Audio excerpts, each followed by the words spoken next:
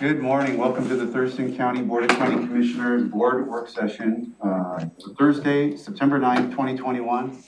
It is 9:03 a.m. My name is Ty Menster, Chair of the Board. We have Vice Chair Commissioner Gary Edwards and Commissioner Carolina Mejia, County Manager Amira Chavez, and Assistant County Manager Robin Campbell. Our county coroners on the line for the beginning of this session, Gary Warnock, and our budget team is on the Zoom. Our topic this morning is budget work session. We have 3 hours slated. The public can follow along on the county YouTube channel. We have some documents here that should be available.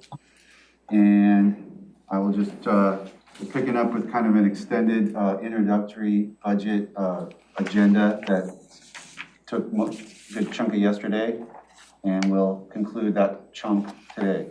Yep. So go straight to Robin. Get over. All right. Thank you, Commissioner. We are just continuing where we left off yesterday. With this morning, we're taking a step back into 2021. And I've invited the coroner to come and talk to you today about his 2021 budget. He has some concerns to share with you, and I'm just going to turn it over to him so that he can help you. There is a document you have. It's item number 11. It's the coroner's financial plan for 2021.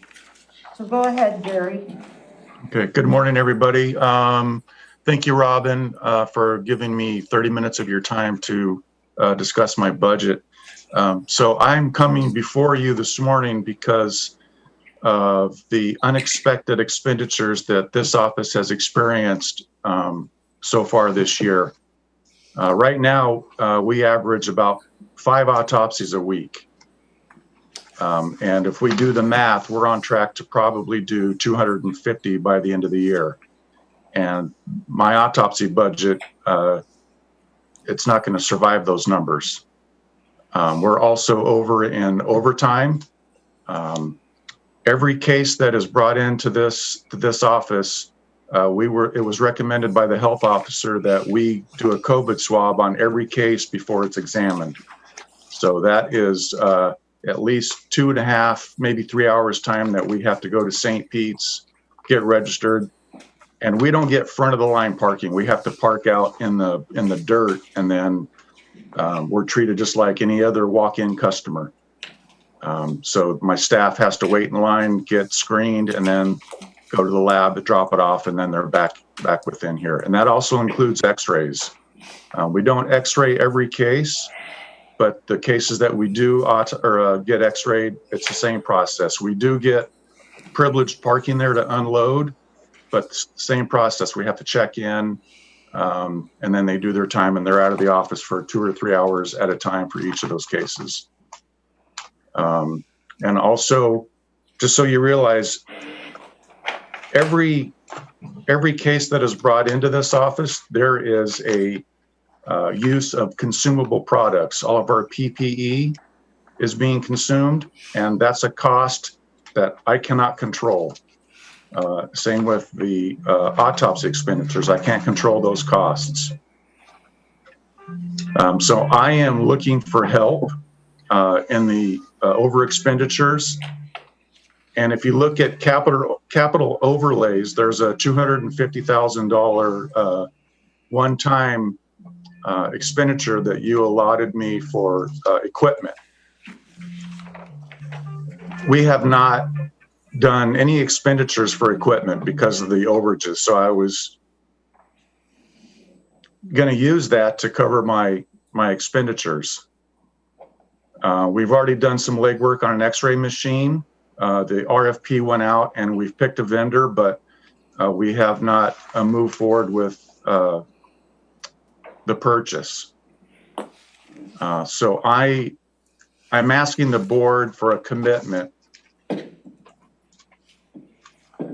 Cover the expenditures, and if I get the okay and I get your commitment, I'd like to purchase the x-ray machine this year, and whatever is unspent out of the 250, I'd like that to be rolled over into 2022 so we can purchase much needed equipment. That would be a gurney that would be compatible to our existing gurney. It's a power gurney, so we can have it outfitted in our other vehicle. And a dental x-ray machine. And the other one was an autopsy table. We have one autopsy table that is currently in operation. The other one is non-operable. When you say And the other expenditure that I have no control over is our indigent unclaimed. Right now for this year, we're sitting at 22 indigent unclaimed cases, and we're on track to probably do 40, maybe 35 to 40 cases this year. And again, those are numbers that I have no control over. So before the board starts to ask questions, Gary, could you compare the number of autopsies that you expect to do this year to a normal year or what you did last year? Yeah, so last year, I think midpoint, we did about, I think it was 70 from January through June, and I think we ended the year with 136. And this year you expect to do how many? 250. So double the number of autopsies that he has to pay for. Yeah, and please realize that autopsies are done as a last resort. We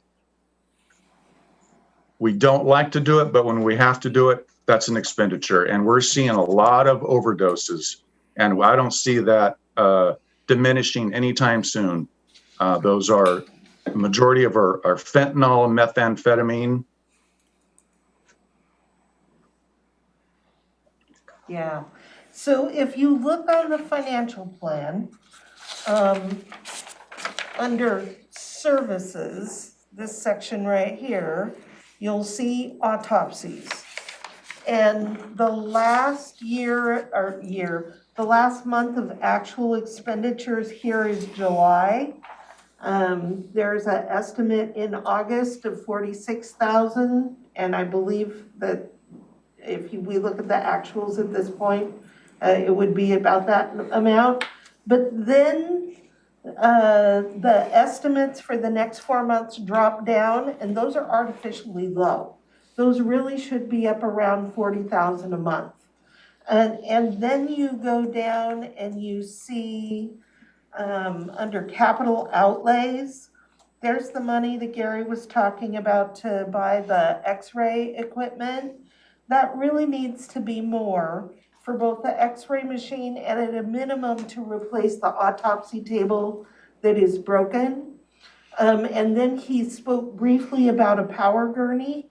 He needs that because the bodies are too heavy for his staff to lift, and they need the gurney to be able to get it into the vehicle. So he's willing to wait to buy that, but really it's an imminent need.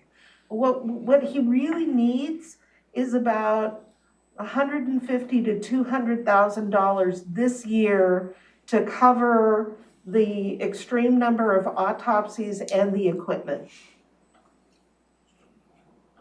So with that, I just wanted to help him put a finer point on his case. Robin, when we talked last week, we talked about the assumption that autopsies would average about 45,000 a month, even going into the 13th month. Yeah. That doesn't include professional services like our outsourcing, our toxicology, because we send all of our pending cases to a private lab, and we get those results back in 2 weeks versus 3 to 4 months. Right. So what he's looking for from the board is a commitment that in the budget amendment that he'll have approval for this additional funding to be able to cover his costs and go ahead and buy the equipment that he needs right now. Or his option is to not buy the equipment, cover the cost of the autopsies, but not have the equipment that his staff need to do their jobs. So with that, yeah. So I have a question. So I understand everything you've explained about the unanticipated expenses, and we gotta make sure we deal with that. The equipment that relates to doing the autopsies sounds pretty critical to your mission.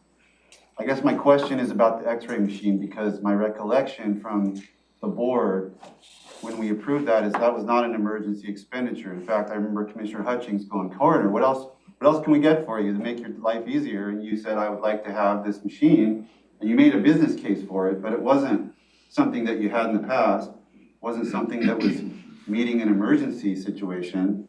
So to me, it seems logical that we would defer that decision, which was not, so critical, in order to make sure that all your critical needs are covered.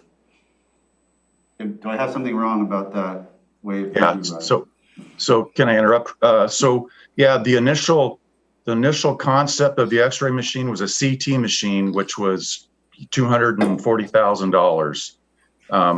When we looked at it, this office does not have the real estate to support such a big piece of equipment.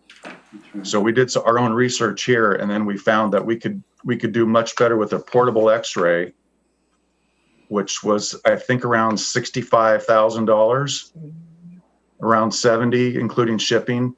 And then with that other money, we could buy equipment it's not wanted, it's needed. It's the power gurney, the autopsy table, and the dental x-ray. That would all come out of the $250,000. So, yeah, okay, so the x-ray machine's only 60, 70, not the 250 that we originally talked about. Correct. Is what you're saying. Okay, I got you. And then, okay, and that answers my second question, because you said if it's not spent, then we would, buy these other things, and I was just wondering about how those numbers matched up, but I think you just explained that. Yeah. Edwards had something. I guess another piece of this is, though, if we don't get the proper equipment, then you're burning up staff time. Well, there's staff and personal injury as well. Yeah, so, I mean, we're damned if we do and damned if we don't, so to speak. And the reason it makes more sense to go ahead and get this equipment now, to save money in the future. Yeah, the power gurney would be a sole source purchase because we already have an existing identical piece of equipment. So those two would be each truck would be compatible with each of the gurneys, instead of having one manufacturer and one truck and another manufacturer and another truck. Just as a point of interest, the Kurt's folks with the EMS faced this same issue sometime back, and it's one of the costs of doing business. And maybe check with him and see if you can't get a good deal on a second-hand one. If you drop some patients, it isn't quite so crucial. I don't know that would be a great idea, but. And then the EMS folks, they have a team of people that go out and help them with their lifting and all that. So when we get called to the scene, our EMS folks are already gone. The only people you have on standby is maybe one or two law enforcement folks. And right now we're getting kickback from our law enforcement community that they don't want to help because that's not their job. So I only have enough people to send one person out on a call. That's all I have.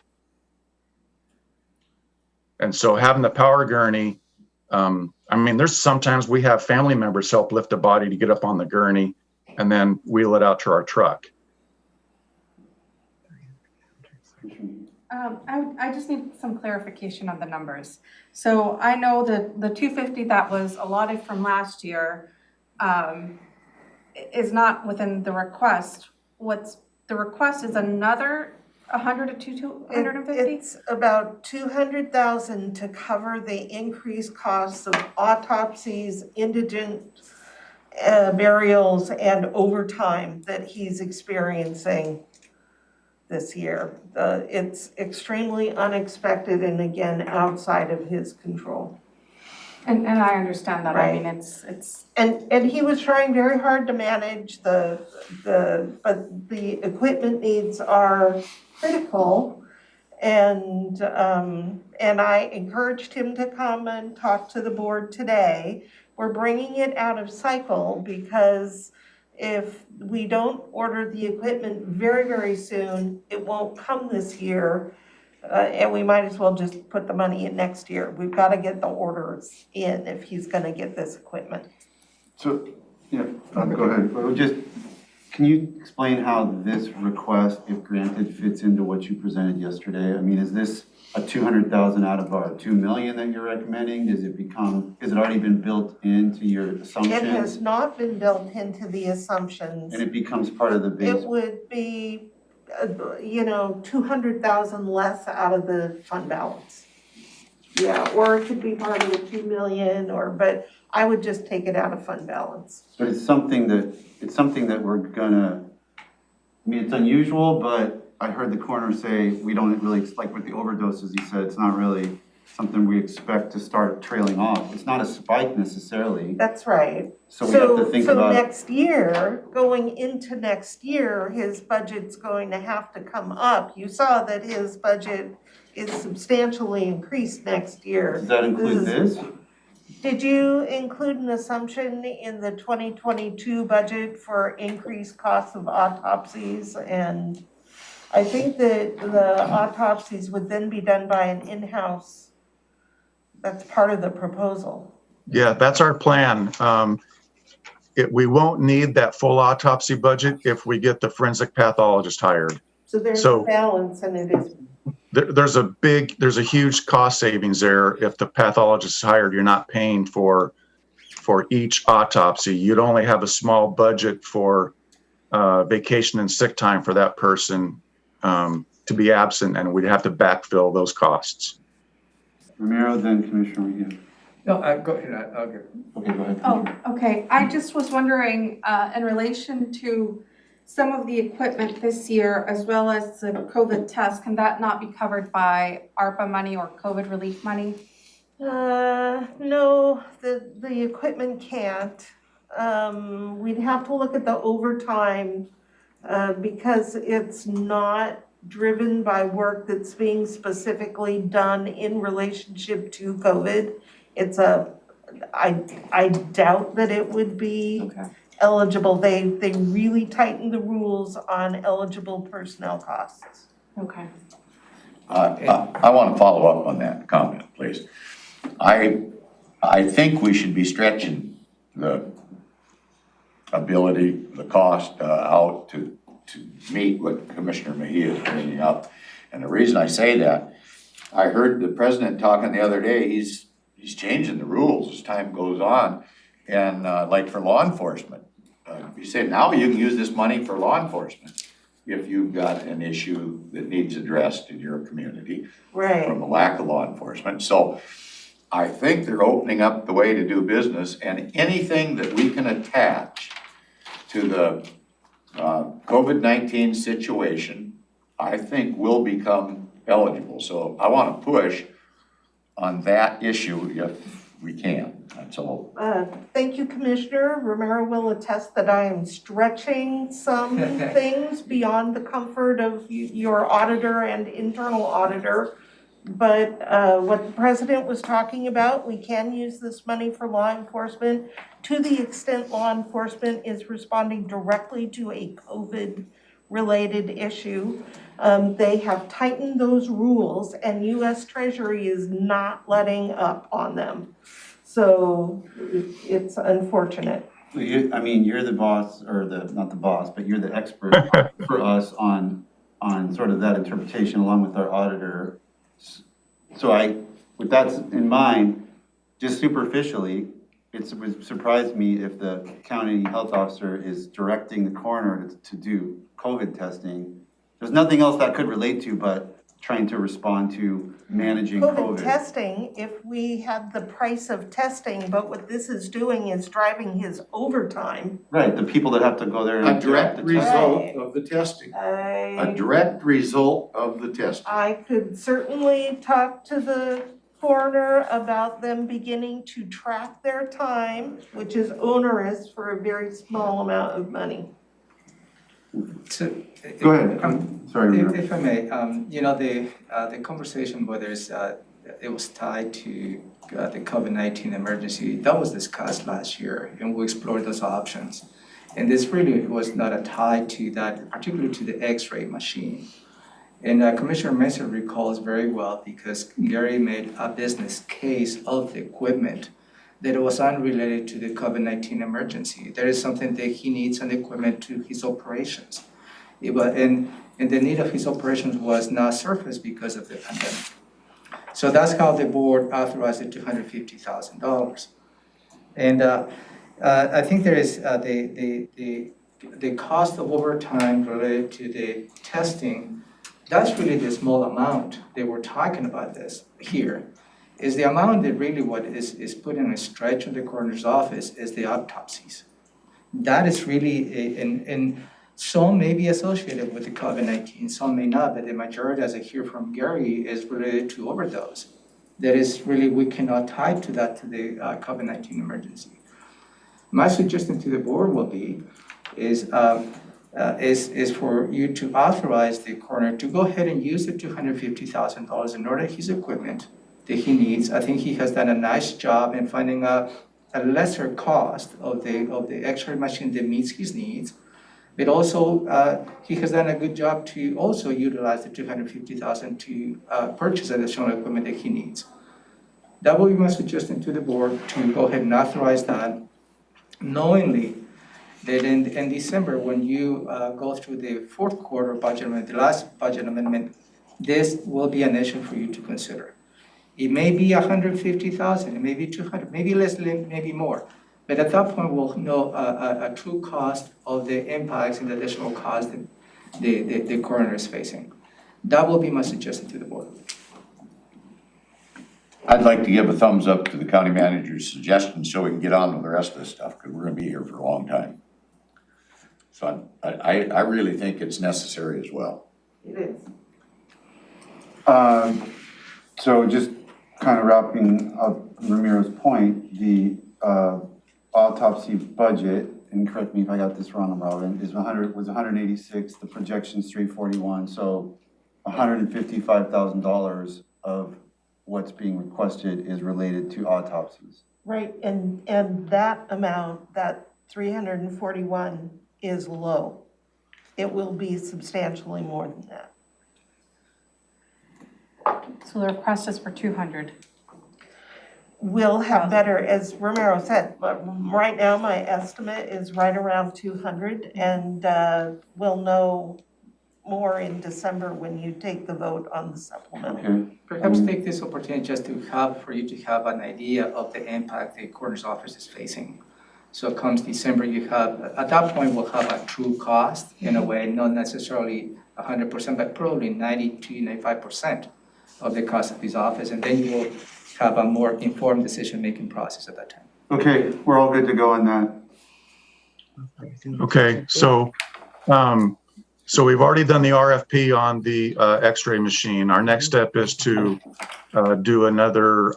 I don't do a lot of purchasing, so I think there's another authorization that comes before the board to grant me the authority to go ahead and spend that money on the X-ray machine, right?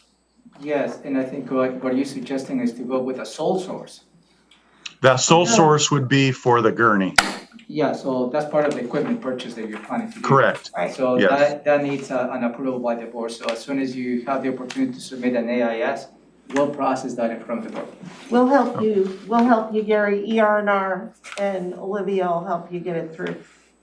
Okay, and then, so if I'm hearing the board correctly, whatever is unspent out of that equipment money, the 250, will that be rolled over to next year to buy the equipment that was not purchased this year? That was not the direction. I believe that $250,000 will address all the equipment needs that you have in mind. Right? Go ahead and buy the table, buy the gurney, buy the dental x-ray and your x-ray machine. And then you'll be covered. So Order them now. if it's money left over, they will not be rolled over. Yeah, but what if, so if the product is not delivered by the end of the year, Then we'll roll it for you. That's different. We'll take Okay. care of it. okay, that's what I was worried about. Okay. Gary, over the course of time, you're going to have some revenue come in from other jurisdictions, coming by to utilize your equipment. I mean, it seems like that was the original, proposal sometime back. Yep, and that's already happening. Yeah, okay. Yeah, you see the little amounts of revenue in the, Yeah, it's, on the finance, not but much. once the word gets out and, It will, but Gary, I wonder, you made comment about 22, unclaimed,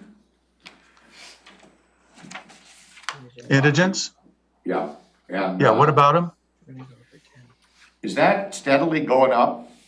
Yes, It projects Yeah. 48 by the end of Yeah, 2021. well, and I just wanna make a comment on that. That is a direct correlation of what's going on the streets and this whole homeless thing and encouraging people to come from all around the United States to come here. This is an example of one of the costs that we're gonna incur through that. So just a point of interest and yeah, get on and with work. yeah, and a lot of our indigent and unclaimed, those are transient homeless folks. Yeah. Okay, thank you. all right. Okay, Thank you. any questions? I think we're good. Thank you, Gary. All right, thanks, commissioners. Robin, thank you again for allowing me your time, and Romero, thank you as well. Thanks, Gary. See you, Gary. All right, thank you. Okay, all right.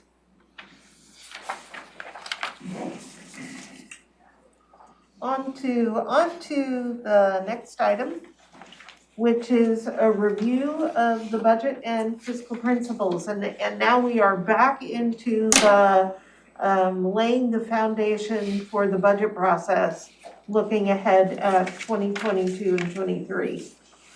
I thought that this would be a good time to review the principles that the board adopted in September of last year and where we're at on these goals. So if you look at document number 12, it's the resolution that you adopted last September.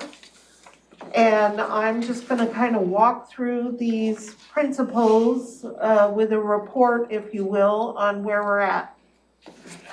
The first principle was to strive to attain a 2-month ending fund balance in the general fund. And once you attain that all budgets going forward would balance expenditures to forecasted revenue unless you had an ending fund balance that exceeds 2 months. Well, we are there. You would hope to get there by 2023. We are there now. So as you go forward and consider later this morning how much you want to target your ending fund balance for 2023 and how much you can afford to spend, just keep in mind this principle of having a 2-month ending fund balance, and that is a goal to maintain that. The second principle was to align capital budgets with the capital improvement plan. That is done. The capital budget that you will review over the course of the next month is exactly aligned with what you reviewed in the capital improvement plans and will be adopting in the CIP. And that was part of the conversation when you were reviewing the CIP tables, that was your opportunity to make a change to that plan. So you could still make a change to that plan, but whatever you have approved in the first 2 years of the CIP is what will be reflected in your capital budget. Item number 3 is to use a process to evaluate program outcomes associated with the budget. And number 4 is having resources consistent with our strategic plan. 3 and 4 are in the works. We had been building a little momentum in 2019 and going into 2020 on a performance measure program. And COVID kind of derailed that. So Whitney Pearsall is a key player in that. She's going on maternity leave, and when she returns, we'll pick this up again.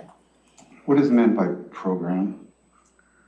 Program, When you say evaluate program outcome measurements, what are we defining as a program? well, there's lots of things that are called programs, but if you define that as any governmental activity, a discrete activity, so a program could be property evaluation in the assessor's office. A program could be tobacco cessation education in public health. It's pretty broad concept. Also, if you think in terms of, public works, you have the program to maintain the roads to a certain level. That's a level of service. They gets to a certain good condition. So these performance measures have an indicator whether we continue to meet those performance measures in the future years. Is an outcome-driven performance indicators that gives the board the opportunity to see whether that level of service that you have established continues to be sustainable in the future. And within that context, also gives the department directors and elected offices the opportunity to adjust some of the requests they have for the board, some of the expenditures they have, to make sure they achieve those objectives. This is, we have been discussing performance measures with the directors for a long while. This is not what I call a tool that we're gonna be holding those directors accountable. In a way, it is, but it really is a tool for them to see how their programs are performing. And that's really the intent of this measure, if I may. Yep, absolutely. So we know that is something that we need to work on, and we've got a plan for working on that. Item number 5 is a assignment to the budget team to prepare a 5-year forecast of revenue in the general fund and forecast for other major sources. You have the general fund forecast that is now more than 5 years. I've extended it out to 2030. It doesn't go out quite that far. Well, that would be something. But we have delivered this, and you will be reviewing financial plans as you review the budget with offices and departments. So you will see a financial plan for every major source of funding that you'll make decisions on this fall. Number 6 is to create and maintain a reserve for the general fund. You've established the rainy day fund and made the first deposit. Number 7 is aligning programs with their respective funding sources. This is something that I think needs a little work because in the general fund, I think we could do a better job of segregating, if you will, the tax revenues and grant revenues and other items that are restricted.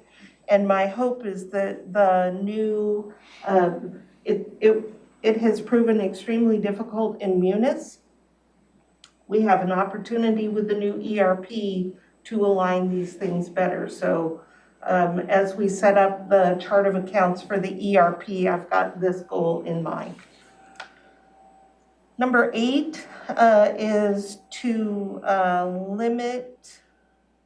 to ensure that the fund balance in all government funds are sufficient to meet ongoing needs. Again, you'll see that is being achieved when you review your financial plan. Number 9 is that any function that can be supported by fees should be supported by fees. And you have seen that a few of your Departments have come with a request to increase the fees so it covers their costs.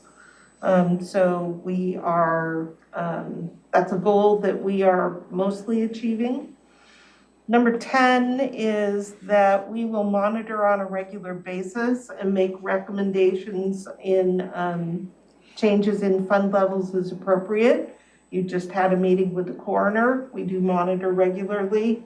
And if we see any pending issues, we bring them to your attention. Number 11 is to strive to maintain a AA bond rating. We are achieving that goal.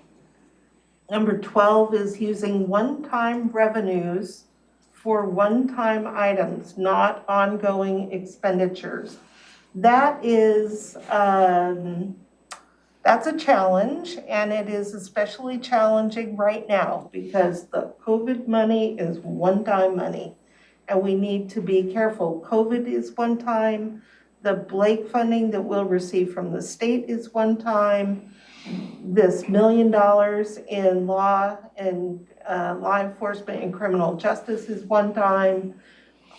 We have a lot of one-time money coming in this year, and that is, it's unusual to have as much as we have this time around.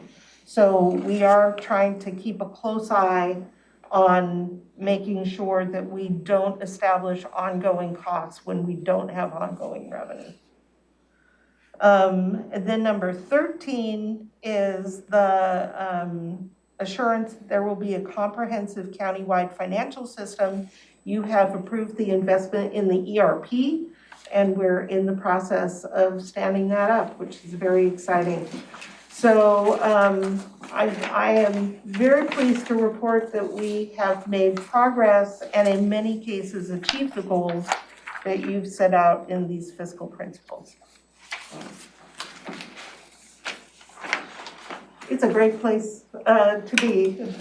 Never thought we could make it, yeah. I know, the county is in an excellent financial position. There's some days I look at my husband and say I should retire right now. Drop the mic and. Exactly, go out on a good high note before it turns.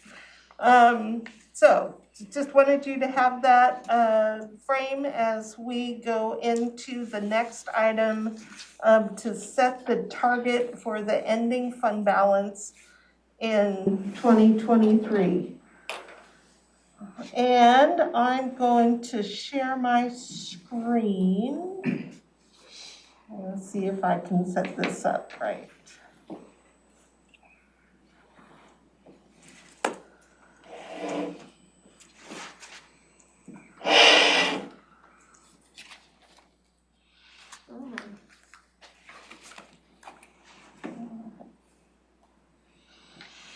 All right, so here is the forecast that we were looking at yesterday. And here is, right here.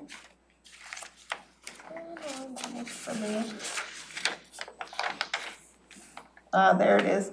So here's the graph. And boy, it doesn't show very pretty. What has it done? That's not what it looked like an hour ago. Dang it. That's not what we're looking at here either, right? Well, it is the same graph, but it doesn't look at all the same. And this is frustrating that the chart decided to redo itself. So now might be a good time to take a 5-minute break and let me figure out what the heck this is doing. Maybe it's the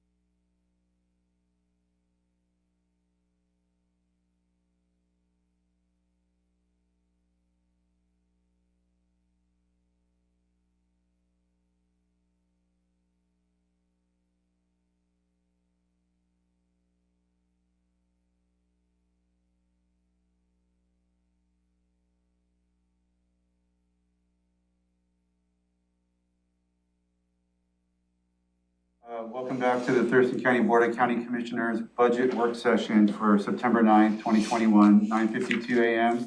And we're picking back up with our general fund balance target discussion. Yes, thank you. Okay, I managed to make the graph look a little more readable on the screen. And what you're looking at here is a chart or graph of the forecast. And just how to read this, the green line here is revenues from 2009. The red line is expenditures. The bars are fund balance. This black line is minimum fund balance, and this blue line is the targeted fund balance. The yellow bar kind of in the middle of the page is this year, 2021. And the graph goes from 2009 to 2030. And what you see is that both revenue and expenditures have been climbing steadily. The axis on the left side of the page is the dollars of revenue and expenditures. And you see they've been going up, up, up. And the line that sets the minimum fund balance, for many years that was $10 million. The board adjusted that minimum fund balance starting in 2021 to $12 million. And the target line is 2 months of expenditures. So you see that rises over time with the growing expenditures. The solid lines prior to this year are actual amounts, what we actually brought in and what we actually spent. And in the future, there are dots or dashed lines. That's because they're projected amounts for 2021 and estimates or projections for all the future years. Your printed page has a little box that I had to take off the screen to make it work right. That just is noted that this particular chart reflects the forecast that you received yesterday. So this is the forecast that you reviewed, no numbers changed. And this is the graphic representation of that. Its maintenance level as it was in Questica as of September 6th, and policy requests of $2 million that make this all balance the way that it does. And what I'm proposing today is we can take a look at what this graph would look like if you had changes in what we looked at yesterday. So the first thing I know already that's going to change is this amount, and again, this is document number 6 from yesterday, if you want to have that in front of me. I see Gary's got it.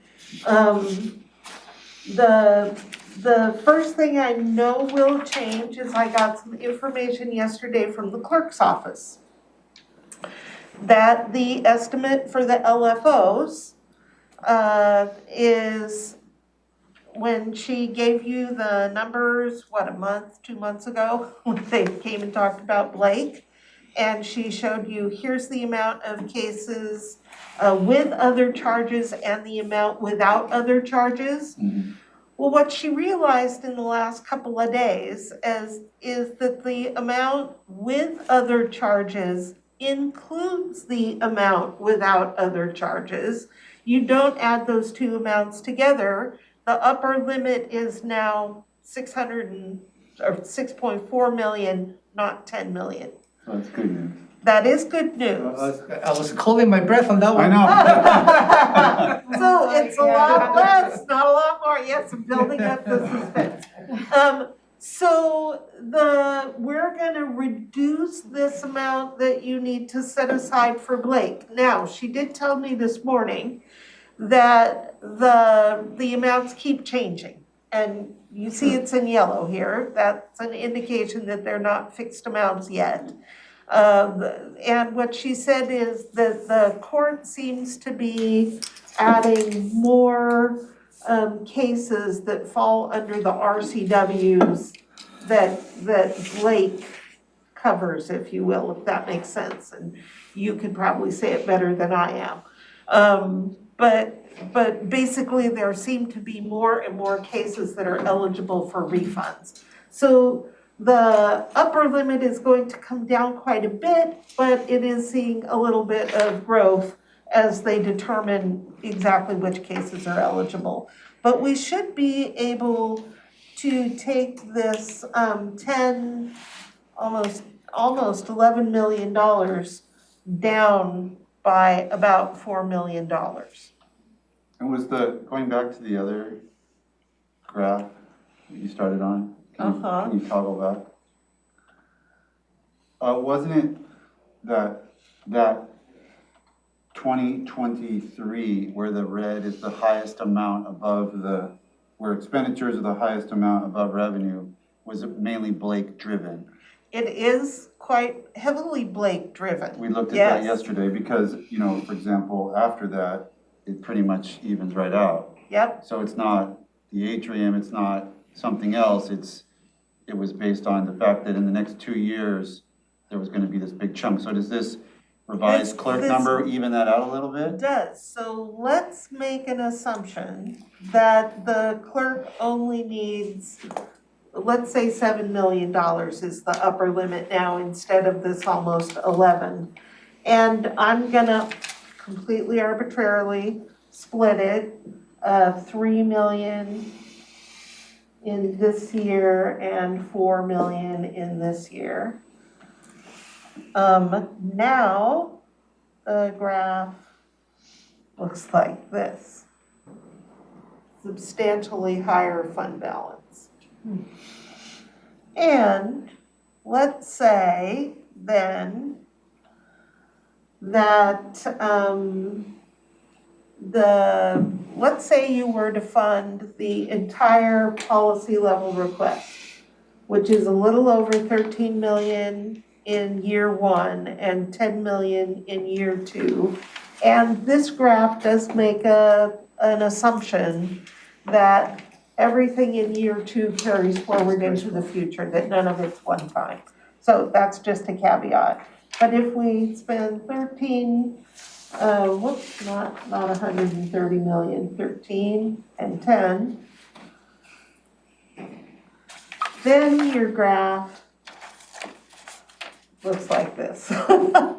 You can't do it. You just cannot afford. This is a graphic example of why you can't afford to fully fund all policy level.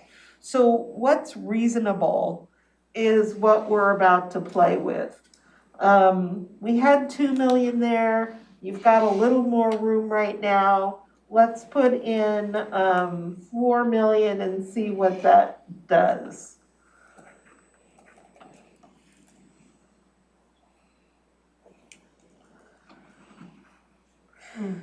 So it brings you well below, and I'm gonna try to do this with the cursor.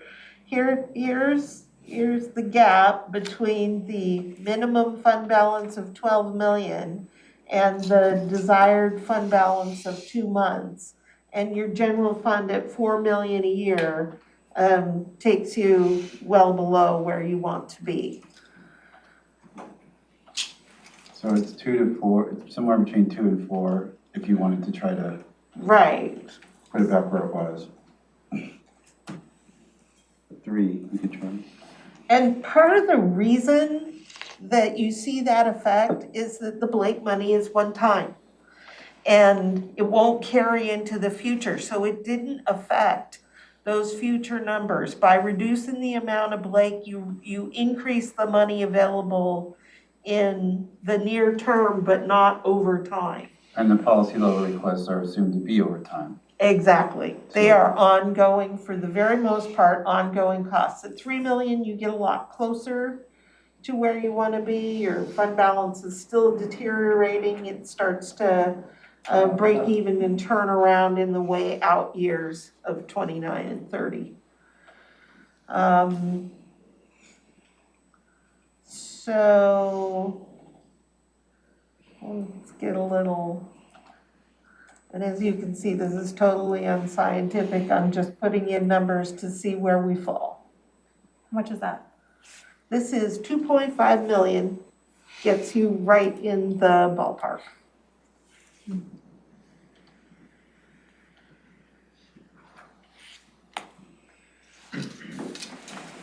So I'm going to ask if there are other adjustments you'd like to see that would affect the shape of the graph. And because this is a what if discussion. What if you spent how much? What if you didn't move into the atrium? Mm-hmm. How much could you then spend on policy level? Let's just play that out, just so that people can see it. Yep, so I'm gonna delete the amount for the atrium on the forecast.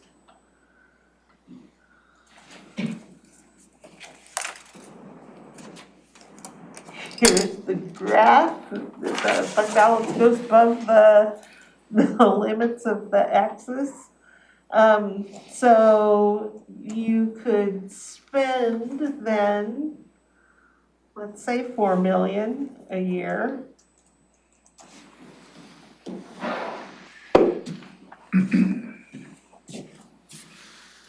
We could spend about 4 million without the move into the atrium, maybe Well, that's a easier tiny bit math. more. That's easier math because it's apples It to was- apples. right, The it was an 1.7 ongoing goes cost. straight into policy level. So the 2.5 becomes 4.2. Right. Okay, that's easy to understand. So And then 4 million, so that 4 or 4.2? I did a flat 4. Okay. We can look at exactly. 4.2 should put it exactly where with the way it looked in the alternate Maybe scenario. a little bit, yeah. Yeah, see, 4.2, or sorry, 4.2 puts it almost exactly the way it looked before. Yes, nobody's in the audience, I guess. So then the question becomes, are the various space needs of our employees worth that sacrifice of other programmatic requests? Because it's an opportunity cost. You spend money on one thing versus the other. That's exactly right.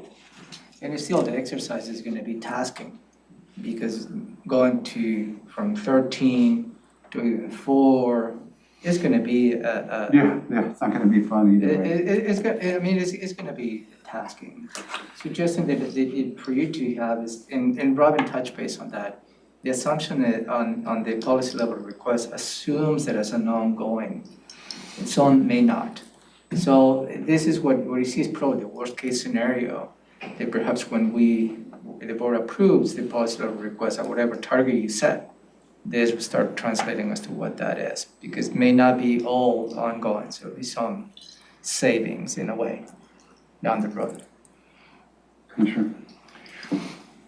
There's probably one other thing that's, I don't know how substantial it is, because I don't know exactly where that plan was from, whether it's the bond sale or whatever, but you've got all the remodel activity and different things like that maybe could be applied towards fixing what we've got, I guess I'll just say.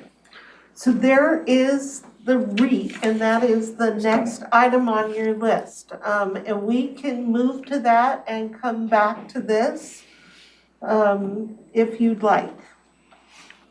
I was hoping, but I don't want to move from this just yet, because Okay. you asked a question, and nobody answered it, which was, what other things would you want to see adjusted in order to create more flexibility?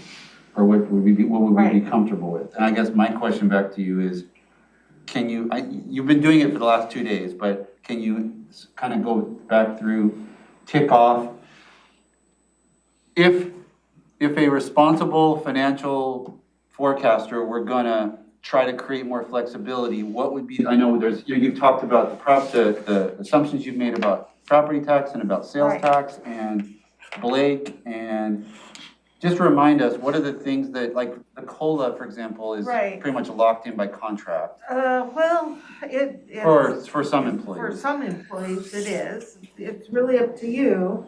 I mean, just explain to us what There's, flexibility in this forecast there is. Right. And flexibility goes both ways, both to your benefit and to the detriment of the fund balance. Because the first thing that comes to mind is the COLA. It is possible that your represented employees could bargain for more than 2.5%. And I can't say much more than that because there's a group that's at the table. But if we were to have 3% here instead of 2%, and this gets kind of complicated because of the way the formula works. Even if we just did 3% in the first year and 2.5% in successive years, that starts to immediately impact. Yeah, it whittles away at what's there. So it's possible that could go the wrong way, although it would be good for employees. The medical inflation could be less than 5%. On the other hand, it could be substantially more because the price of insurance is going up due to COVID.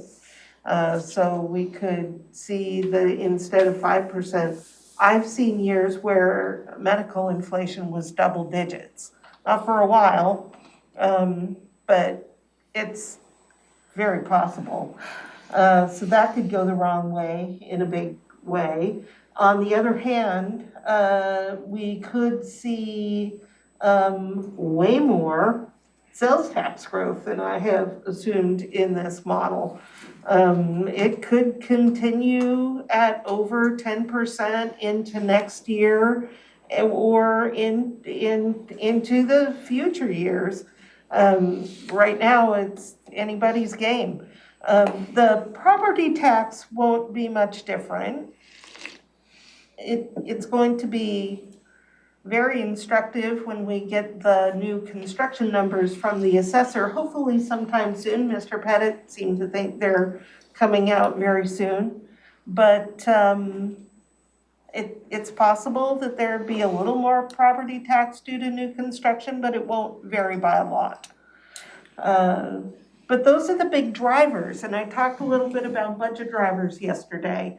The things that drive your general fund are property and sales tax on the revenue side and salaries and benefits on the expenditure side. So the big things are. One thing I'll just point out is, and again, I like what you've done with trying to be quicker about the road fund reduction, but the board's commitment was $250,000 because we didn't think we could manage to go $500,000 a year. So True. I think it's great that we're trying to do this, but just so the boards, just to remind ourselves that the commitment we made was to go down by a minimum of $250,000 a year. Yeah, I was going to suggest that as well, because this model that you have is to eventually go down to zero. But in practicality, there's two elements on the road diversion and the road levy shift, right? The road diversion is for true traffic law enforcement. It's 1.5 million. I believe that should be the target. Because eliminating that is a service that Public Works receives from that, and also is truly aligned to that. may suggest for you to consider that your target should be the road levy shift. And I think that was perhaps the conversation. I know this model includes getting that ramped out to zero, but I do believe the road fund should contribute to traffic law enforcement to that level. And the levy shift is, at this point, is what, 2.75? 275, Yeah. So yeah, so that would take 10 years, or 11 years at 250,000 each year. yeah. And here's what, I mean, And then we could- it I mean, the gives you thing- a little room. The thing about that is you can tweak that as time goes on. I mean, that's a year-by-year decision. Right. With kind of a minimum commitment. If any of these variables flex in our favor, then we can up it. Anyway, just a thought. Absolutely true. And it does. What is that you're showing us there? It gives, this is taking let me make sure that that's the only change I made after that conversation. Yeah, I've reduced the 500,000 to 250.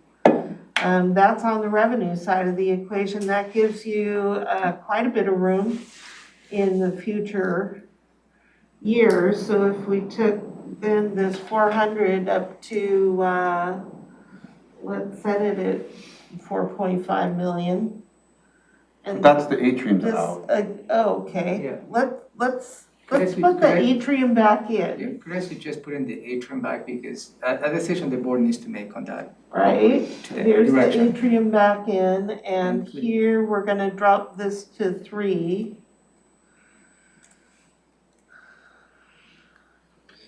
Did you change the salary increase? I know you had. I put it back at 2.5.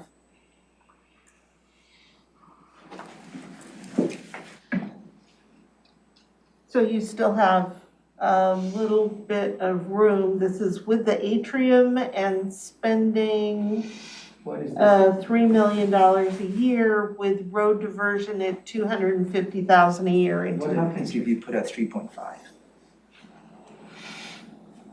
That road makes a big difference. Yeah.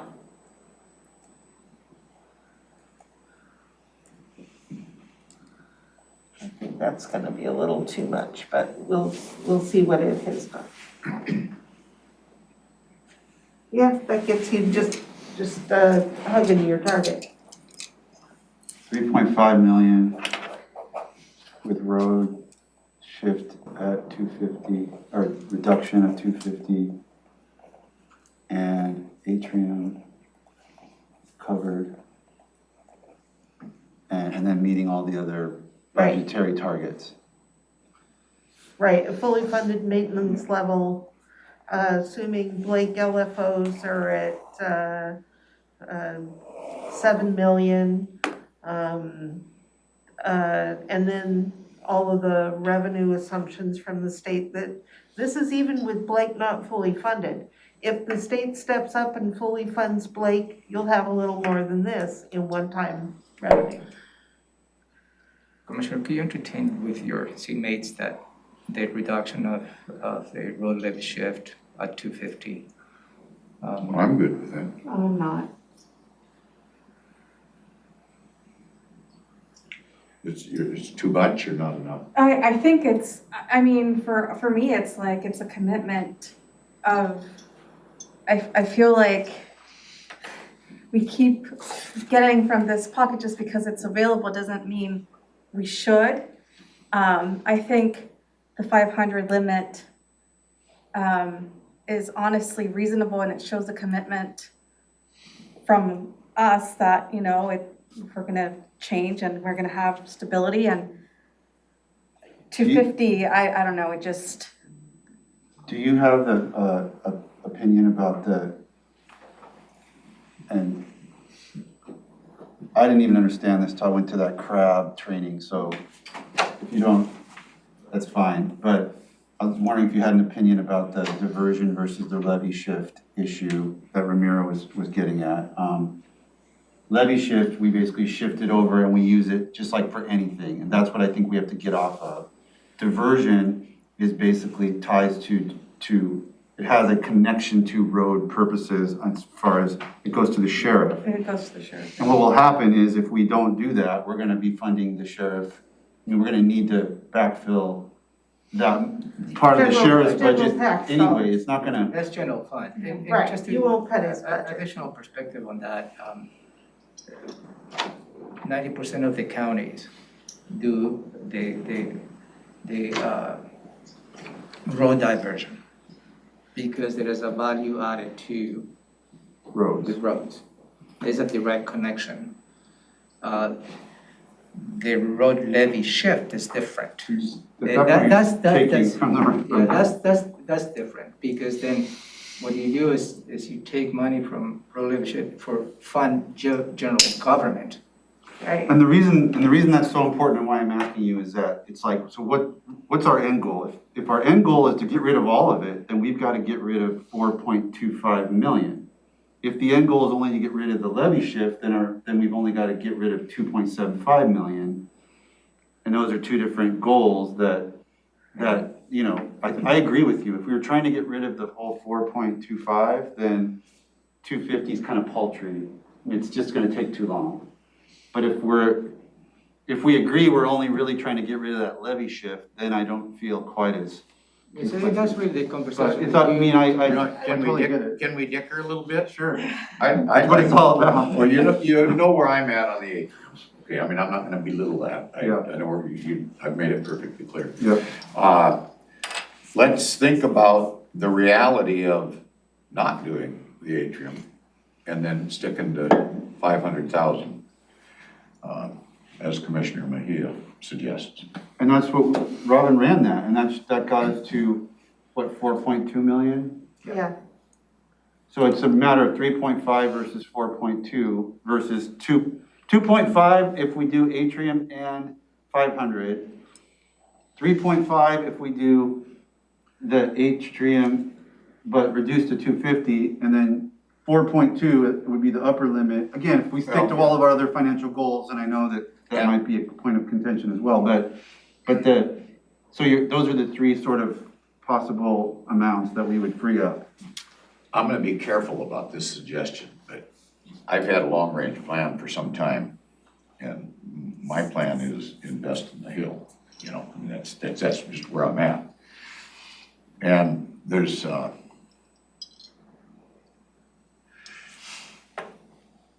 can't hardly talk about it without ending up in a situation where we should be in a executive session, but I know the county manager knows at least a property that I'm talking about that completes the plan. Because I know that party was in touch with you. I Oh, that, know, yeah, yeah. is the corner. Yeah, but I didn't know how far we're supposed to go with that. But if you think about it, it ties into a long-range plan of doing it right and doing it here. So I'm not gonna say any more than that right now, but I mean, that could be coming into play if we don't go to the atrium. But I don't know how it would work, because we go to the atrium, is there possibility for a sublease agreement that would allow us to come back if we got something solved? And I know we'd be, because we're tied up for 7 years, but maybe we could sublease it in the meantime. I don't know the answer to that, but there's a lot of variables yet, but I could certainly go along with Commissioner Mejia if we didn't do the atrium. So I'll just let it go at that.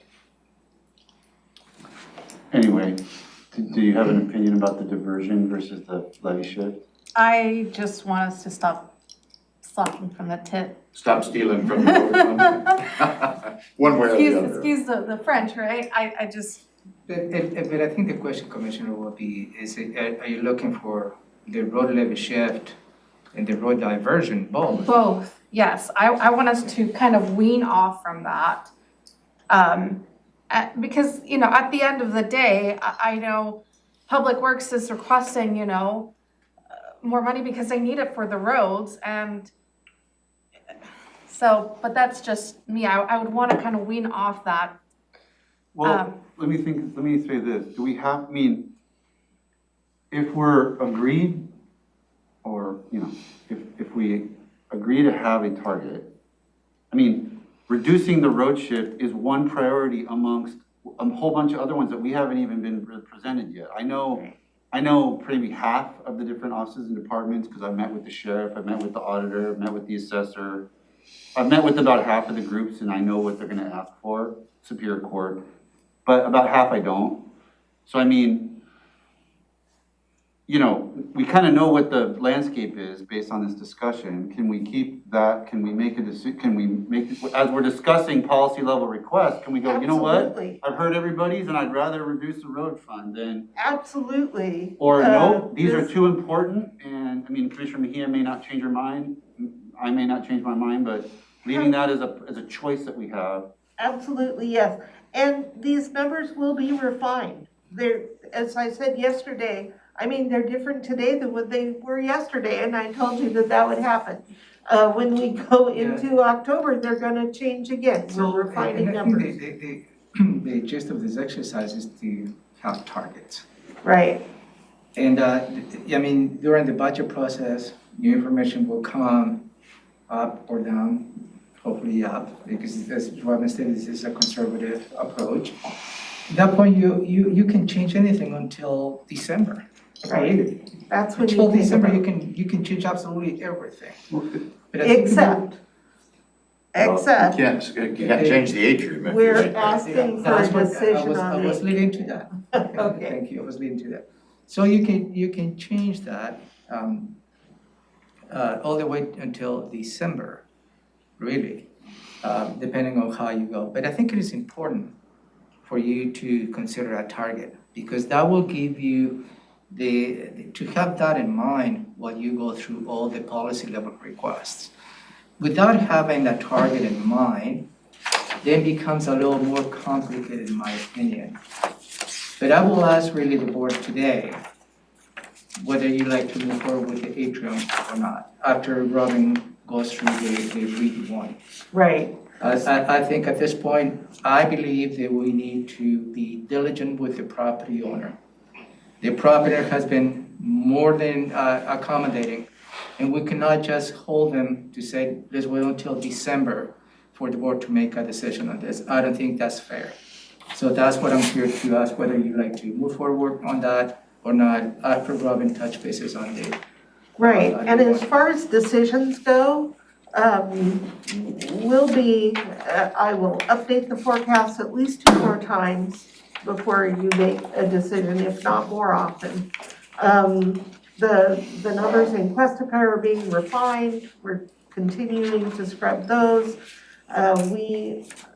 Something might come up next month that nobody expected, but as you make choices, they're yours to make right up until the time you pass the budget.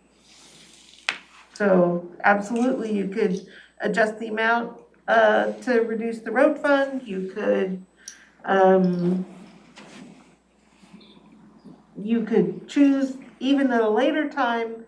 You know, we said that we wanted the target for 23 to be 30 million. It's 20, it looks like it's about 26 million. But we all really want to fund, this is all very important to us, so we're gonna drop it a little. You know, that is. The main thing is as we go through those choices, like have Robin track this graph.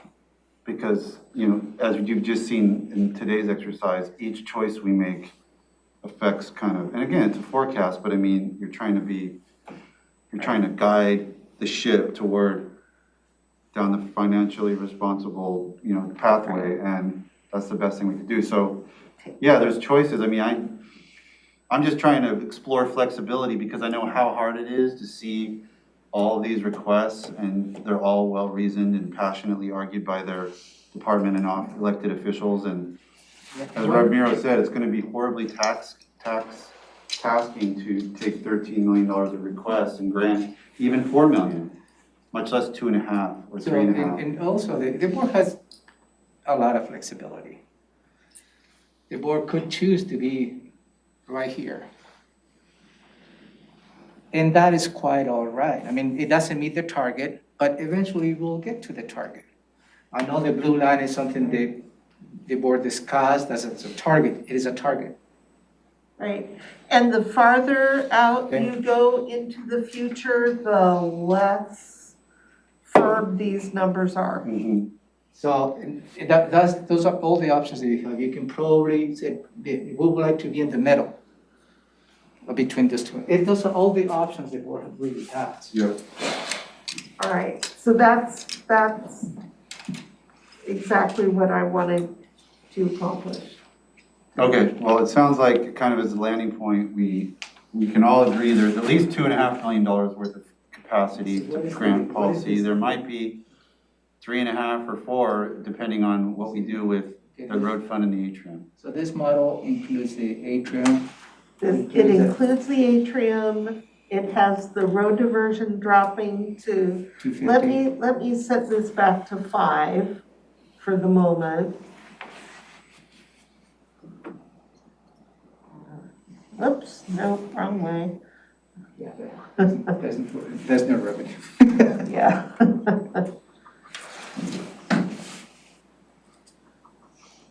So that does that, and we're gonna put this at 3. So this includes the atrium, reducing the road fund by 500 a year, or the levy shift, and 300 million in policy requests. See, it's still a little too much, but I'm gonna print it like this for now, and knowing that we'll adjust it as we go. Is that? So the other option is you have seen the impact of lake in the next biennium, right? You may consider going 250 in the road diversion on 21, 22 and increase down the road. So all the options that really have. Sort of like post-Blake, we So pop up to 500. you're not carrying a single formula. It's all the options that you really have available to you. Right, because how much did we say the levy shift is, 275? 275. 1, 2, 3, 4, 5. This then is 2. Oops, let's do that. 5.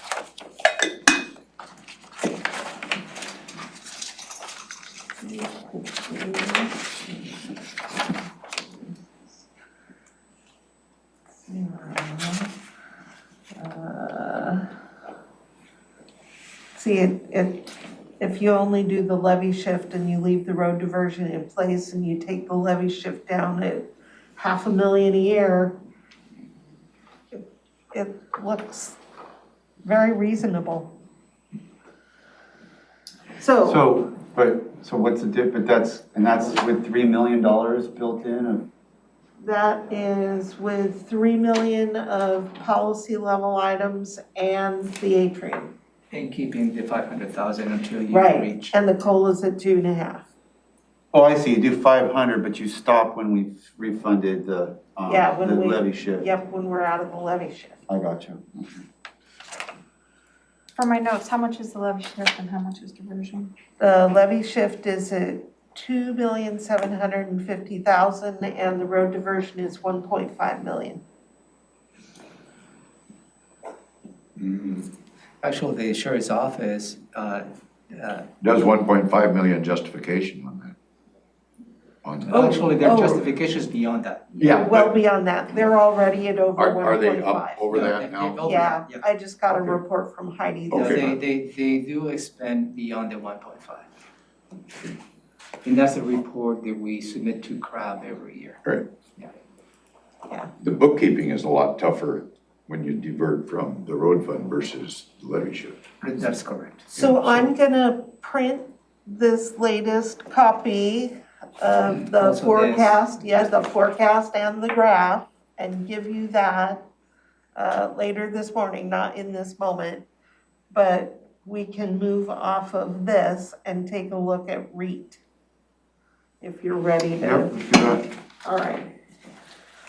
Okay, so document number 14 is the latest version of REIT. And as I was telling Romero this morning, the big difference between what you're about to look at right now and what you saw in April, I want to say we looked at it in April or May, is $1 million more in revenue this year alone.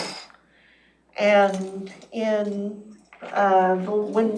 we last reviewed REIT, the estimate of revenue for this year was right around 3.5 million. You'll see now it is over 4.5 million, and I really believe that it will not be at all surprising if we hit at least 4.6, if not more.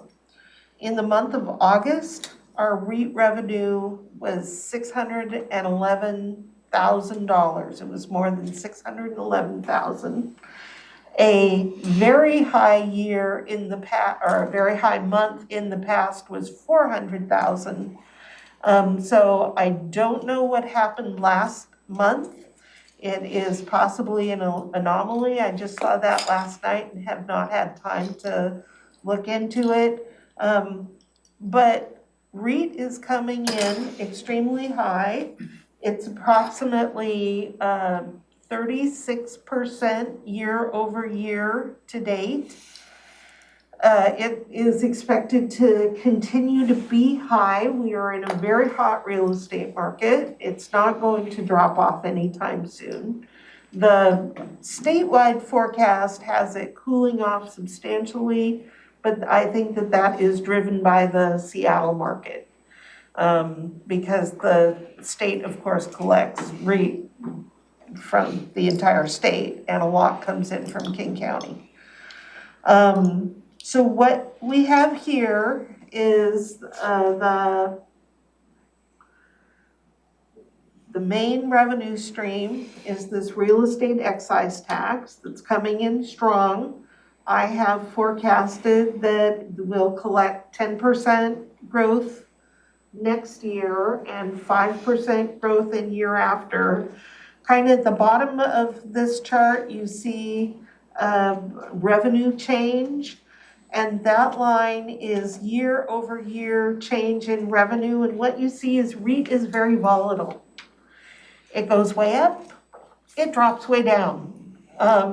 So to have a kind of a flat line for REIT it's totally based on the averages. We do have, if you look at enough years, the average over about a 10-year average is 5%. So 5% over time is not unreasonable, but it is a bit of a roller coaster ride. So this forecast in any given year is way off, but over time is probably close to the mark.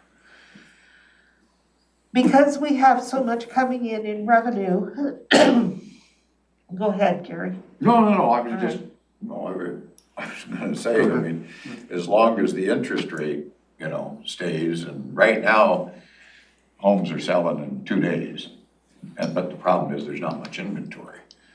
And the flight is gonna continue from urban America to rural America for those that can afford it for quite some time. Right. I mean, I know there's smarter people than me that are watching this, but if the Fed keeps that interest rate down, home sales are just gonna be crazy for a while. And I actually see it all the way through Biden's administration happening. And I don't know what they're gonna do to the Fed.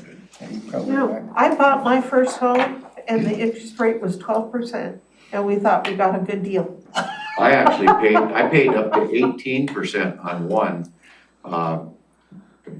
I have to say, it was it was one of those adjustable rate mistakes that I made. It went all the way to 18 at one point. Yeah, but was today's interest, I think you're exactly right. It's helping to drive the market. That's going to continue for a while.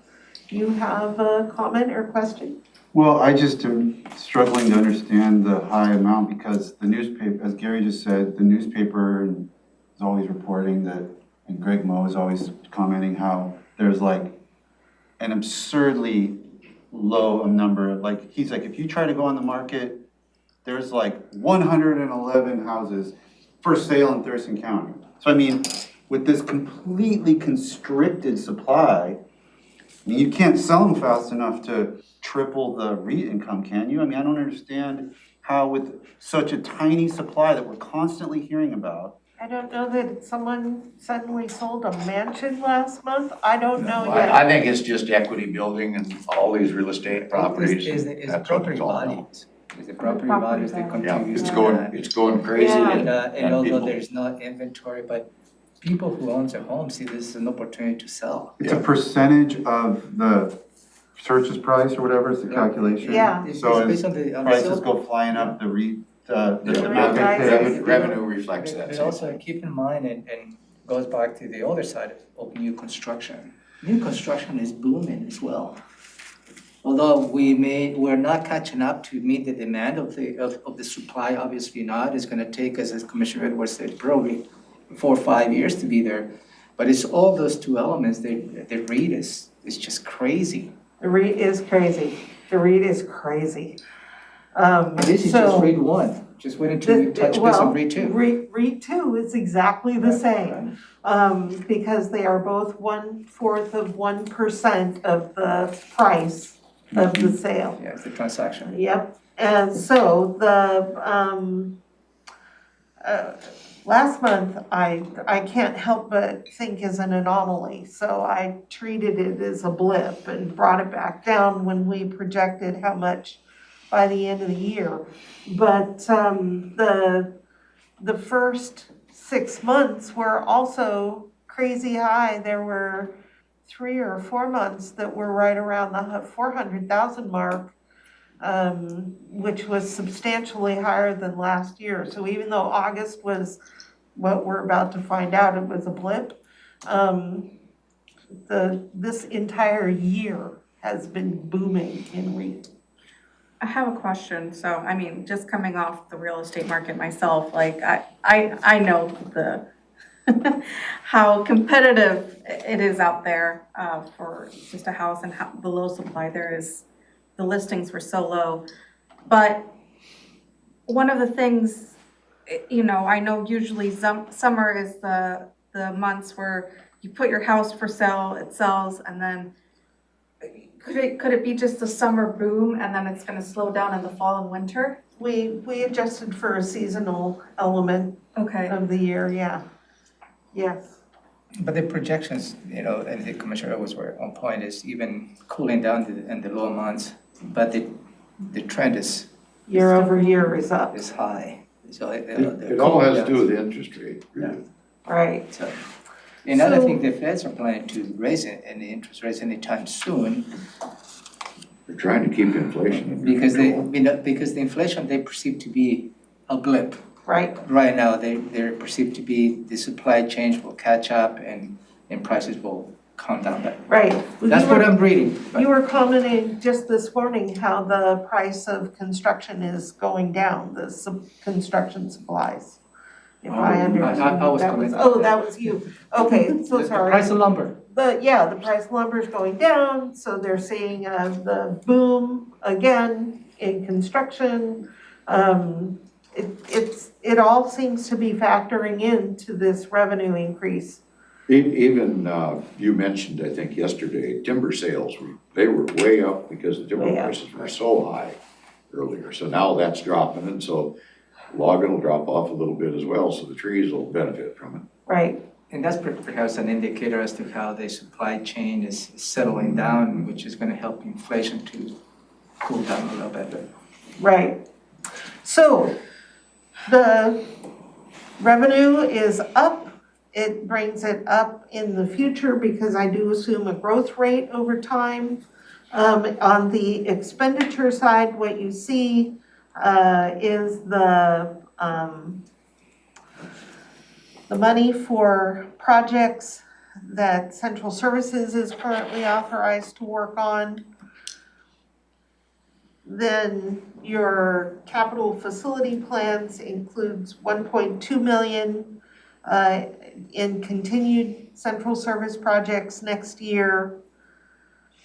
You see a bond payment and I'm gonna get back to that. The tenant improvement prices, or cost of the atrium, we'd had 7 million in 2021. I've increased that to 10 million and split it between 21 and 22 because time is delayed. And it's a little higher than Provided what, you with a copy of the tenant improvements. yep, the And tenant this is, improvement and this is estimates. all inclusive. That includes tenant improvements, furniture, IT, so all that is included in this cost. Yeah, I don't know if tax is in here, but, The what? sales tax, I don't know, but it's 10 million should absolutely cover the cost of tenant improvements at this point. So I've got that built in. And then coming back to the bonds, the amount you see here is a little different. I increased the amount of the bonds to cover the cost of Botman. So this is general bonds issued halfway through next year, so one payment in 2022, in the amount of 55.6 million, assuming 4% interest over 30 years, is the assumption for the bond. And that's to cover atrium, Mottman, and the courthouse complex? It doesn't cover the atrium. The atrium is separate. We would pay the atrium in cash. Okay. The bond would cover, that would be the 5.6 million to repay the loan from the ER&R fund to buy the Mottman complex, and 50 million for the courthouse and that 50 million would have to also cover at least part of the cost of tenant improvements at the atrium, because we don't know yet how much that is. But you see in the fund balance, even with the increase in the bond and the higher price of tenant improvements at the atrium, you still have a low fund balance of 1.5 million in 22, and from there on it grows, which means you'll have money available to do other projects that need to be done in county facilities.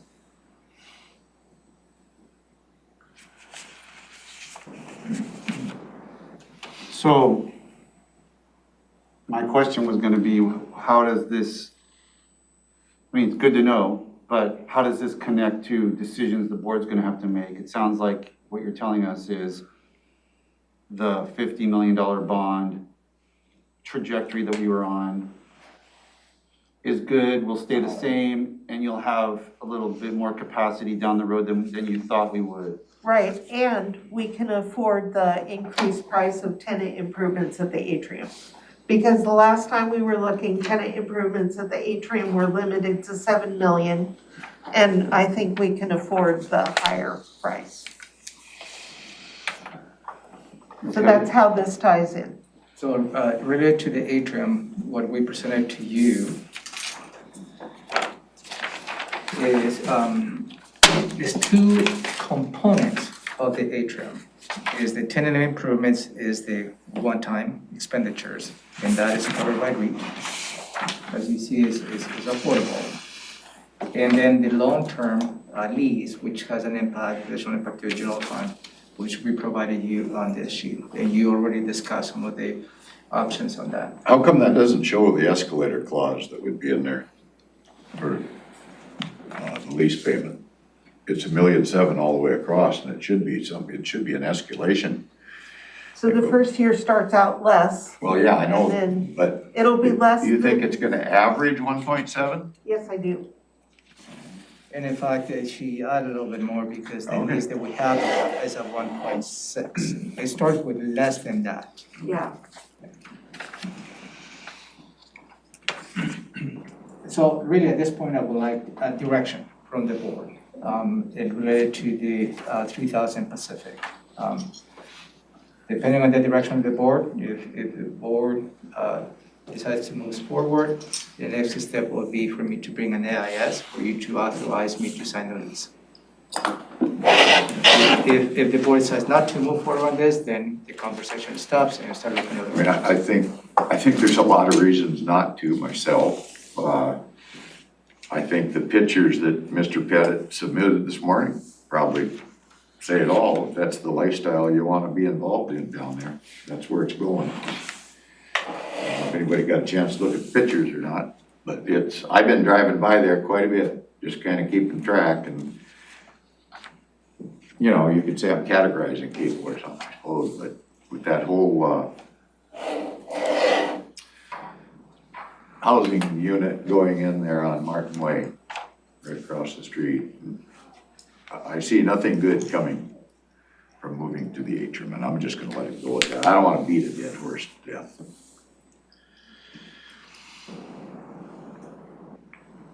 I'm actually not ready to make a decision. Can we do this Tuesday? Maybe brought back on Tuesday? Is that? however you like to do, but I do like the board to give us direction. I cannot just hold the property owner for weeks to come because he's a businessman. And if the county doesn't move on this, the board said not to, I need to let him know. So I cannot just keep holding him. I have hold him for literally 2 months until I have the opportunity to bring all that information to you. So if there is additional information that you need, please let us know to make that decision. But I feel a sense of urgency for the board to provide direction because I believe the county owns that to the property owner, one way or the other. Let me just mention one thing, because I haven't mentioned this before. If the board insists on going that direction, is there any wiggle room on a sublease proposal in there so that if we decide things are going good enough and we can do something up here and do a courthouse, because there's lots of empty space right on the hill over here by that building we're renting now for the courts. Lots of office space over there available. So is that in the cards, a sublease ability? I think we can probably negotiate something like that on the lease agreement if that's the direction. That was gonna be my question for you. I'd be concerned about that because we would be investing so much REIT. Anything I think less than 5 years would be. No, what I'm saying is the option to sub. I understand what you're saying. So someone would be paying the rent there instead of us, and we'd be paying the rent somewhere else? Well, the legal, you know, what we rely on, a 1988 Attorney General review, I think, is what we. Which is absolutely valid. No question. There's differences of opinions everywhere you go, you know, so. I don't know about the lease thing might be prohibitive because I'd say that would be a pretty broad interpretation of expenditure of REIT, but I'll just let it go with that. The lease would be from general fund, and there's absolutely I no know. question There's- of that. The there's tenant improvement Some is. I backfill, think the argument, if I may, Yeah. the point was whether the REIT one can be spent on the tenant improvements of a Yes. lease facility. right, And that's the legal opinion that you right, have. that's what I'm Yes. referring to.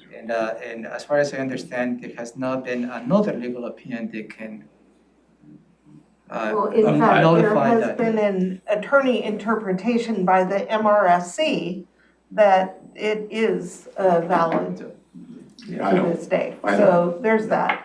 But but there's never been another opinion, that's pretty I'd be old. concerned about moving out with a $10 million investment in tenant improvements from a government fund, I'd be concerned about moving out And any then sooner somebody- than 5 Anytime, years. any sooner than what. you're- I'd say 5 years at a minimum would be the Okay, tolerance, well. especially when you talk about, there's lots of space here on the hill. We looked into that and there is no other space that can accommodate the needs of the county. So if not 3,000 Pacific, then what is the plan to meet our space needs? And I understand the property at the corner has always been available for purchase. No, don't count on that. That thing goes if something else happens, that screws the plan up. Okay, so that's. And even at that point, when we look at the option, That little building right next to the HR building on the corner, yeah.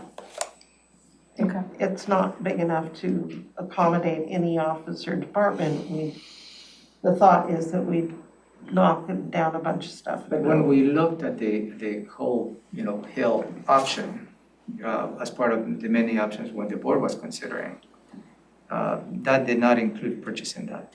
Right. I know, but I think. And 50 million is not enough to purchase the property and raise the buildings that we have then and build something new there.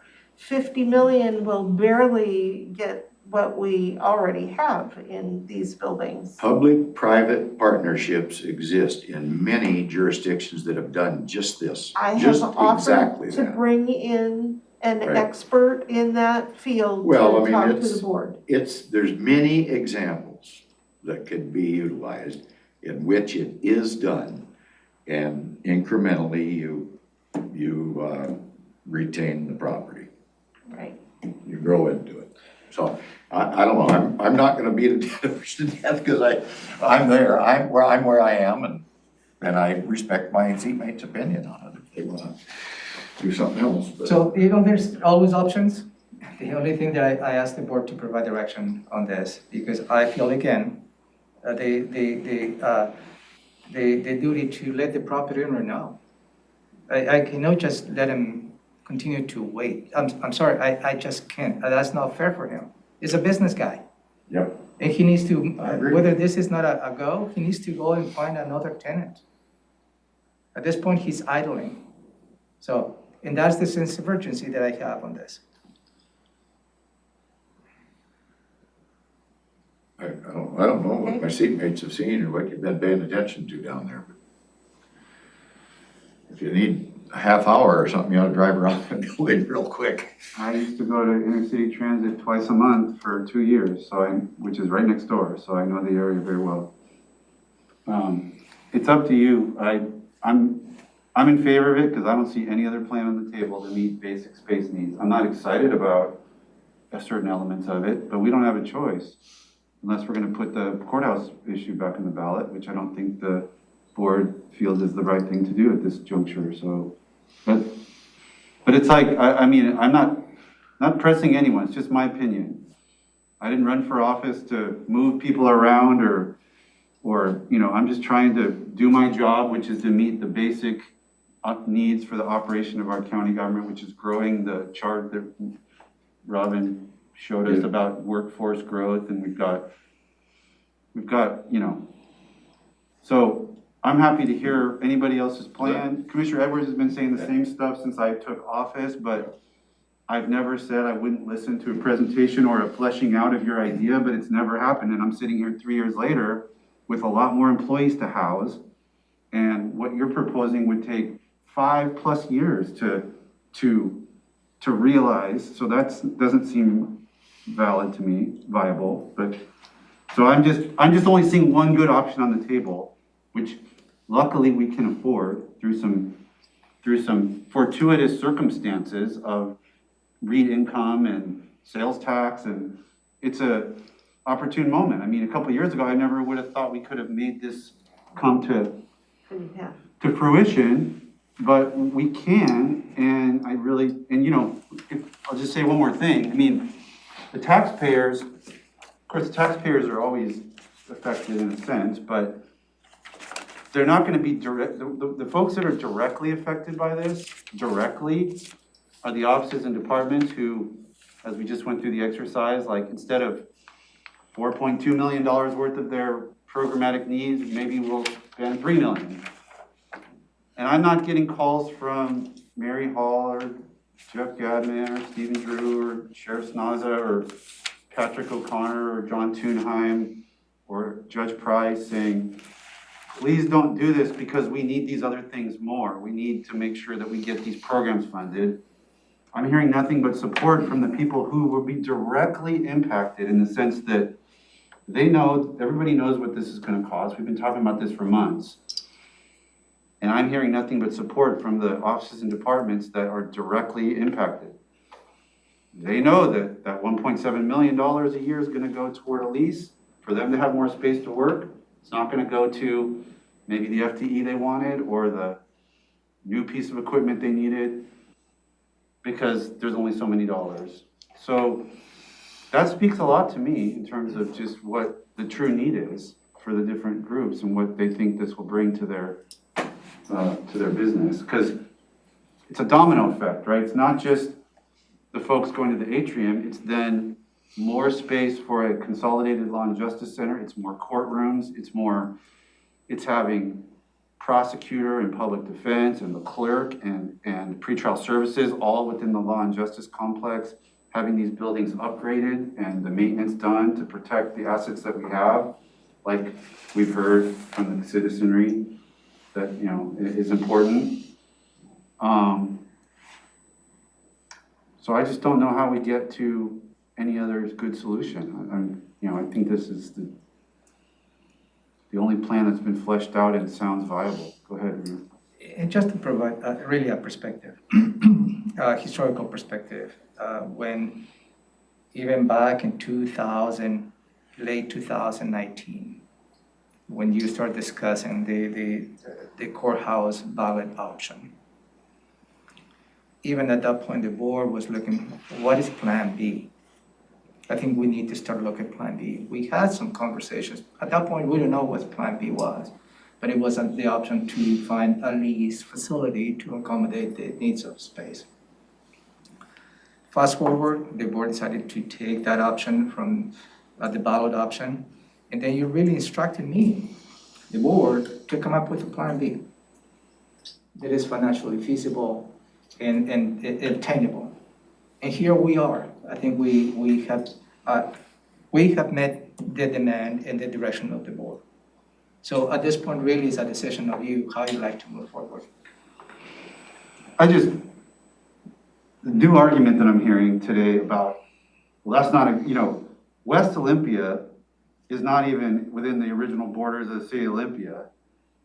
Downtown, all I've heard for 3 years is how Olympia is mismanaged and downtown's, nobody wants to go there and it's a horrible place. We shouldn't put the courthouse there. Now, we've got a totally different set of Olympia. Now, I'm hearing a new argument. Well, that's a terrible place in Olympia. We wouldn't want to be there. That's just ridiculous to me. Olympia is our county seat. You don't like it? Well, don't know what to do. Don't know how to help you with that. But to say that,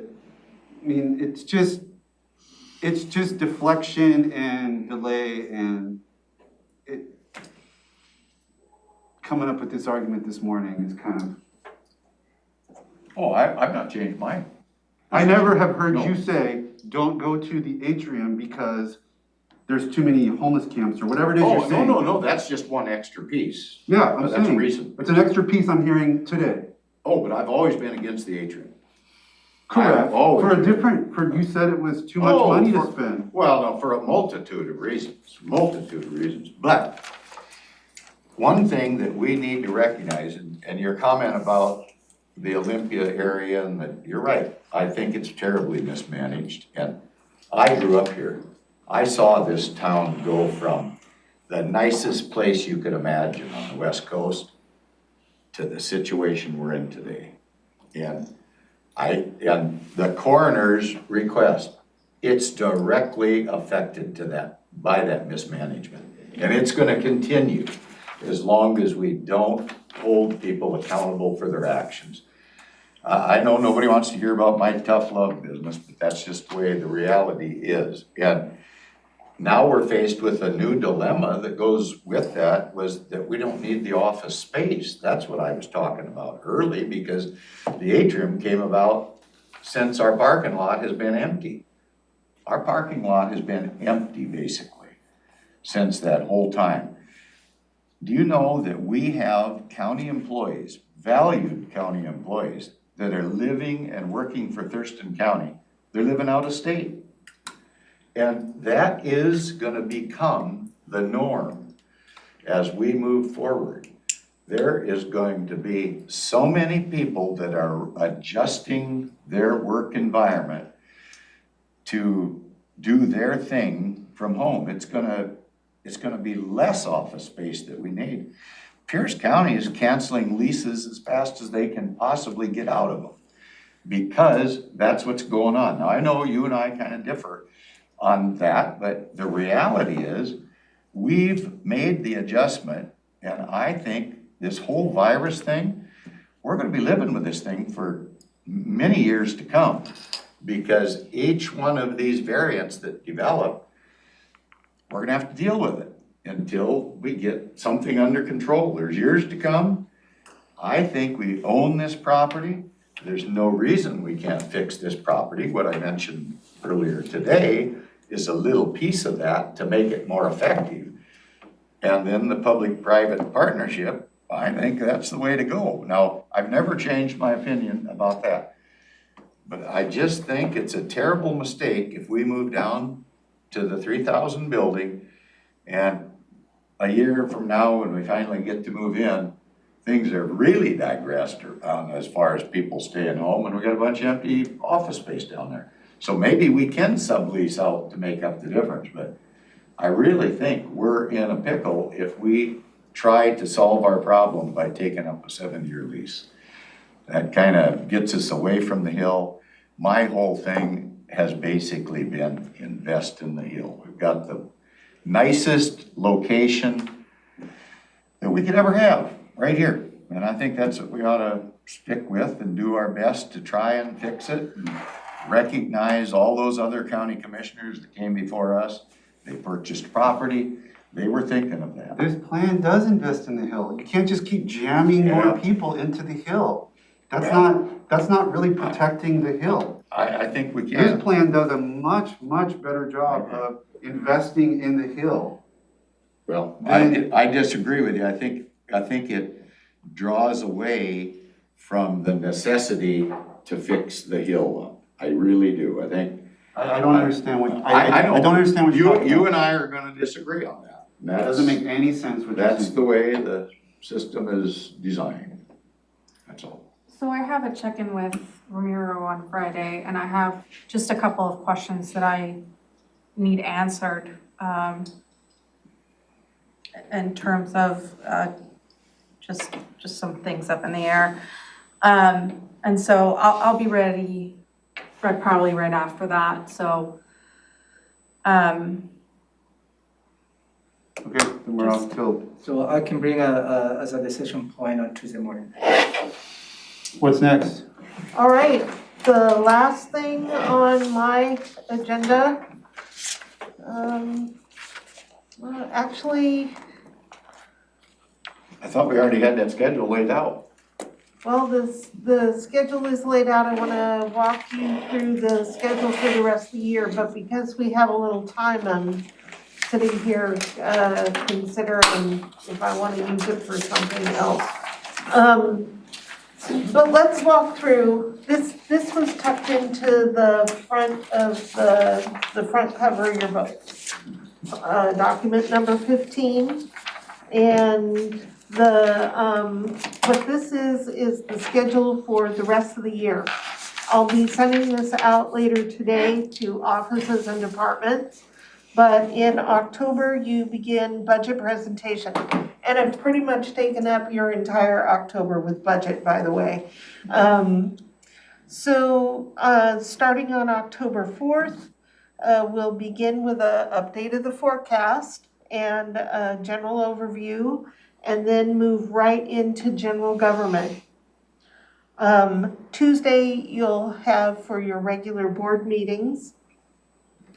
Wednesday, October 6th, continuing general government with human resources, central services, and information technology.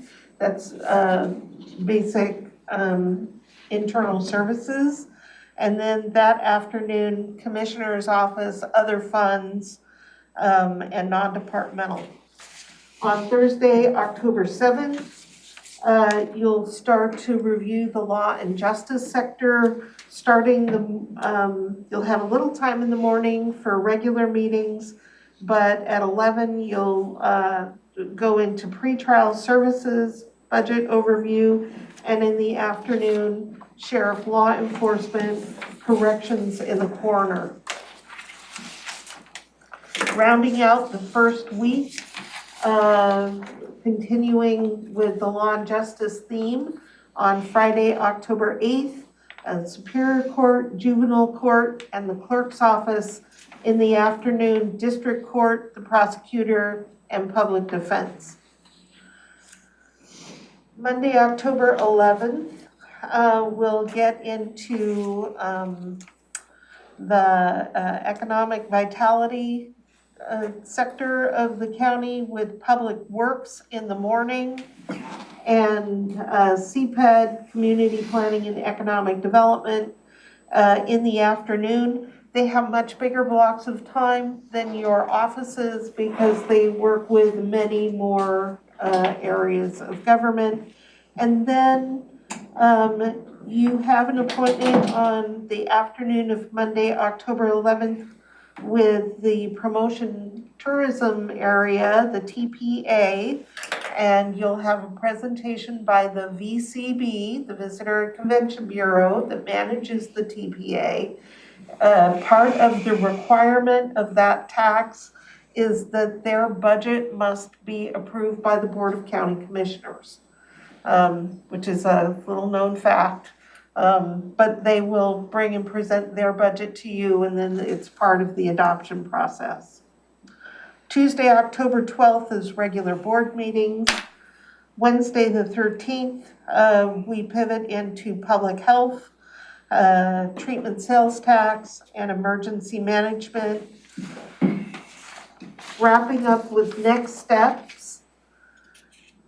I've opened up Thursday the 14th to regular meetings, but I'm holding Friday the 15th in case any part of this schedule changes and I have to shift something, and it always does change.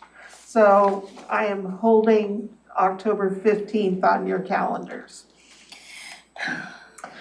You'll get a few days reprieve from budget. But almost right away, the very next week, October 21st, we're going to launch into budget deliberations. I have 6 days scheduled for deliberations, and by October 29th, you'll see I've tried to leave Tuesday free in every week for your regular board meetings, but other than that, you'll spend all day, every day on deliberation. This is a funny phrase, final preliminary decisions, because your absolute final decisions come after the public hearings, but I need your final preliminary decisions on October 29th, so that staff can prepare the budget book that is required to be published by November 22nd. Where in this schedule is the decision about the 1%? The revenue? Yes. Well, that comes a little later because you'll remember that the state legislature changed the deadline. They pushed it out, so I went ahead, and you'll see in the public hearings on page 4 of this document, on Tuesday, I've got the revenue public hearing. And you'll make the final decision on that no later than December 9th to set the final levy. Because you certify that now on December 15th instead of the November 30th. We've got 2 more weeks. So I've pushed the revenue hearing to be part of the rest of the budget hearings. And then final decisions on December 8th and 9th. You'll do the property tax levy certification on December 14th. during your Tuesday afternoon board meeting, and the budget adoption on Friday, December 17th. And then you've got your mic. Yeah, and then we'll be done. So, questions about the calendar? It seems a little, we went around a couple of years ago about, feels kind of backwards to be making a decision about, after you've made the decisions on what you're spending, then to have a debate about how much revenue, whether you do the 1% property tax increase. But, so I'll just say that we went around about that. There's a reason why it's in this order, but it's something to keep in our minds as we make expenditure decisions. What's that gonna be, about $600,000 difference? The value of property tax at 1% is about $400,000. Remember though? Yeah, but I thought it'd be more now because it's going up. New construction is added in, and we're gonna find out how much that is. At a 10% growth, it's worth approximately $800,000. That's added on to the levy. $400,000 for the 1%. You're gonna get the new construction add-on no matter what you decide about the Sure. 1%. Oh, yeah. It's not massive, but it's something to be aware of. Yeah, It's gonna be at least 500,000, I think. It's $500,000 that if you're not feeling like you wanna, yeah, because the Do that. valuations are up. that should be considered when you decide about what's. How much you wanna You may spend, have, that's because exactly Robin right. sort of builds it in. It's It's good. been done every single year, so it's kind of built into I the do know model. that I assume that the board will increase the full I know. 1%. So if you're not gonna do that, please give me a heads up. Right, that's all I'm saying, just throwing it out there. It's just, looks like by everything we've seen, things are looking good. It's gonna be harder to justify I think that that's position. correct. Yeah, that's all. We have another 45 minutes, right? We're going till noon today. So Sure. there's something I would like to add to this agenda since I have the time. And that's to walk you through a process of how the budget is built. Because it's a little esoteric, and I think that it's gonna be relevant to some questions you're gonna get in the presentation. So I'm gonna go to whiteboard and do this totally off the cuff, which is probably not a good thing, but I'm gonna see if I can. I'll be right there. All right. So the budget is built in steps or phases. Wow, there's great new markers, yay. So you've got your current year budget, right?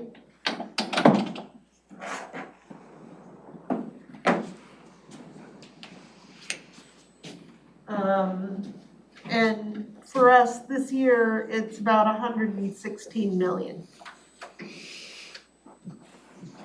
General fund. Yeah, general fund. These are the numbers I know the best. No, just for the public, just for Yeah. the public. 116 general fund, about 400 million this year, all funds. Thank you. So the first thing that we do in the process, this is a process, right, is we adjust the base.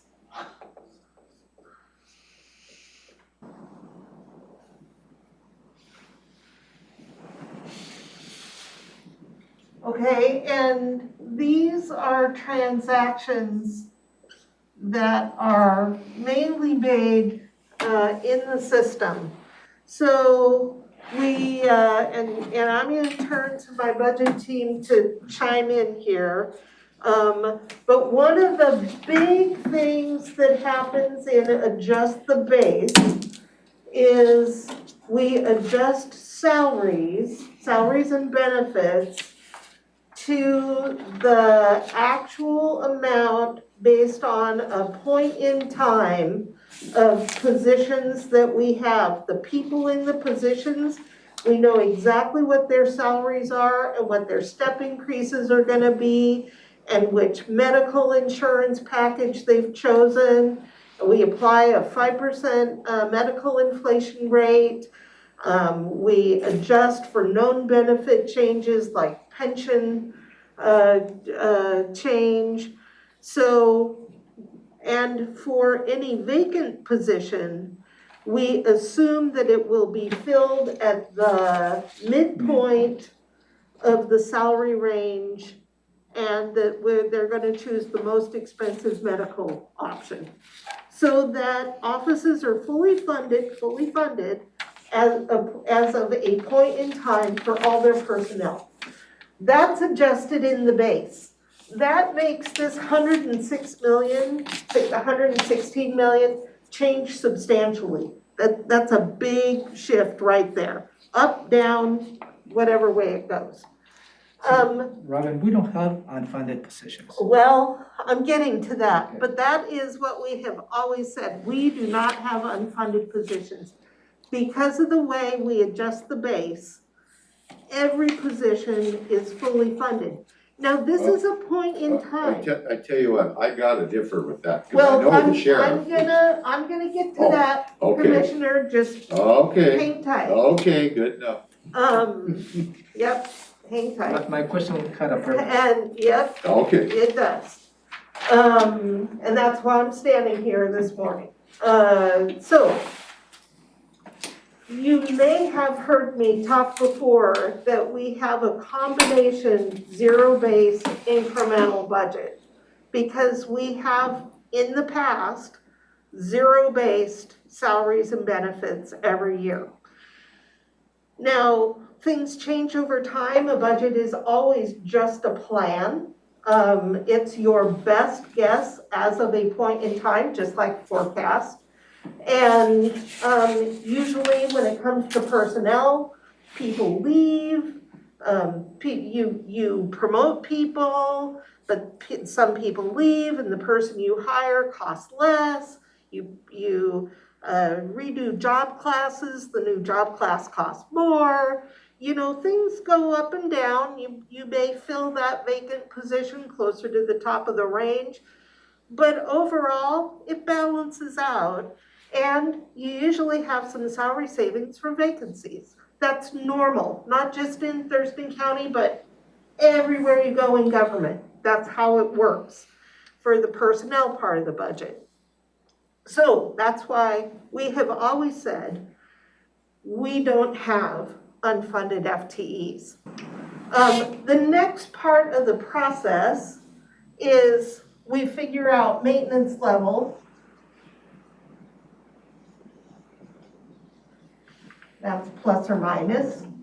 You know what those things are, mainly internal service costs.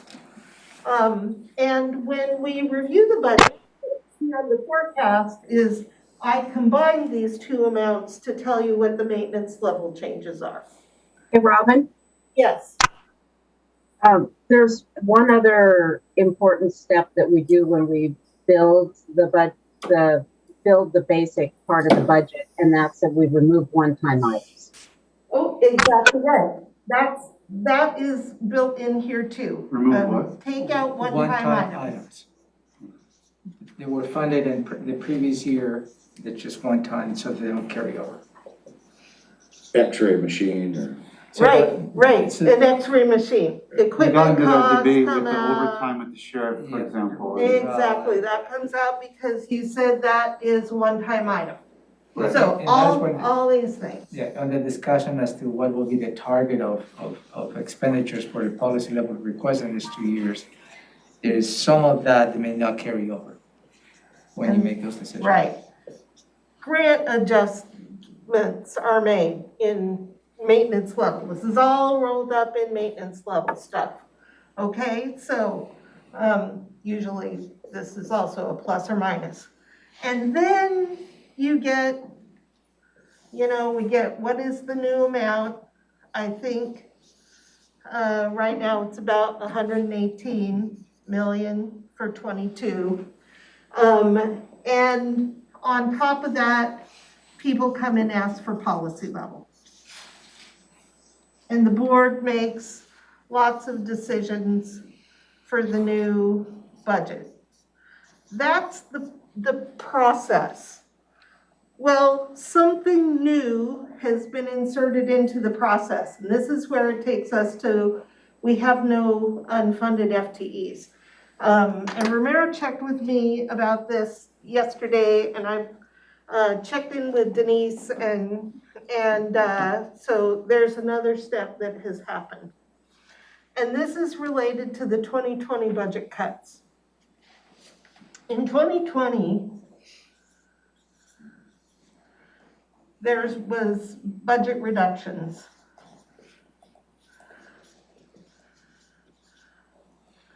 And we were very clear, the board was very clear when you made those reductions. It was clearly stated in the letter that these were not one-time reductions. These had to be sustainable into the future. Well, some offices and departments, not all of them, chose to take, we allowed them to take their reduction where it made most sense to them, with the understanding that the cut would be forever. You wouldn't get it back. So some of them took that reduction in salaries and benefits. And when we adjust the base and fully fund every FTE, they would have got the cut back. So the budget team has gone in and made a reduction entry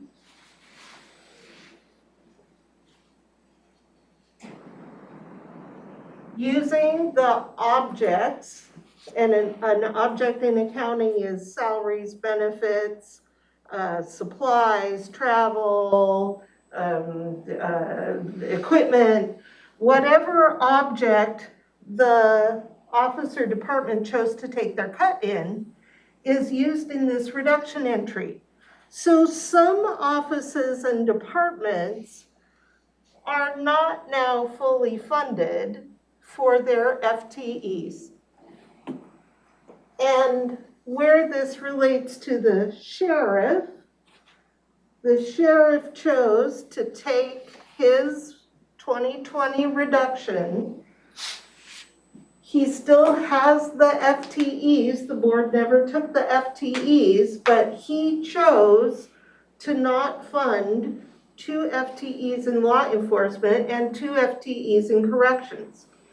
So when he comes to you and he says, I have unfunded FTEs, it's absolutely true because of this reduction entry. So one of the things that I think that the board needs to decide is, do you really want to continue these 2020 reductions into the future, or do you want to replace them and have fully funded FTEs?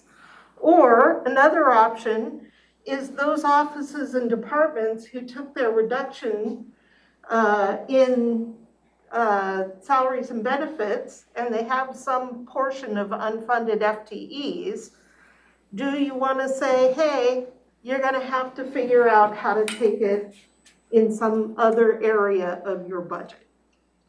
So this is happening, and this is new and different.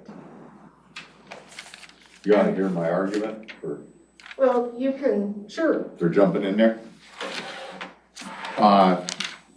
We could fully fund those positions and give him 8 more positions.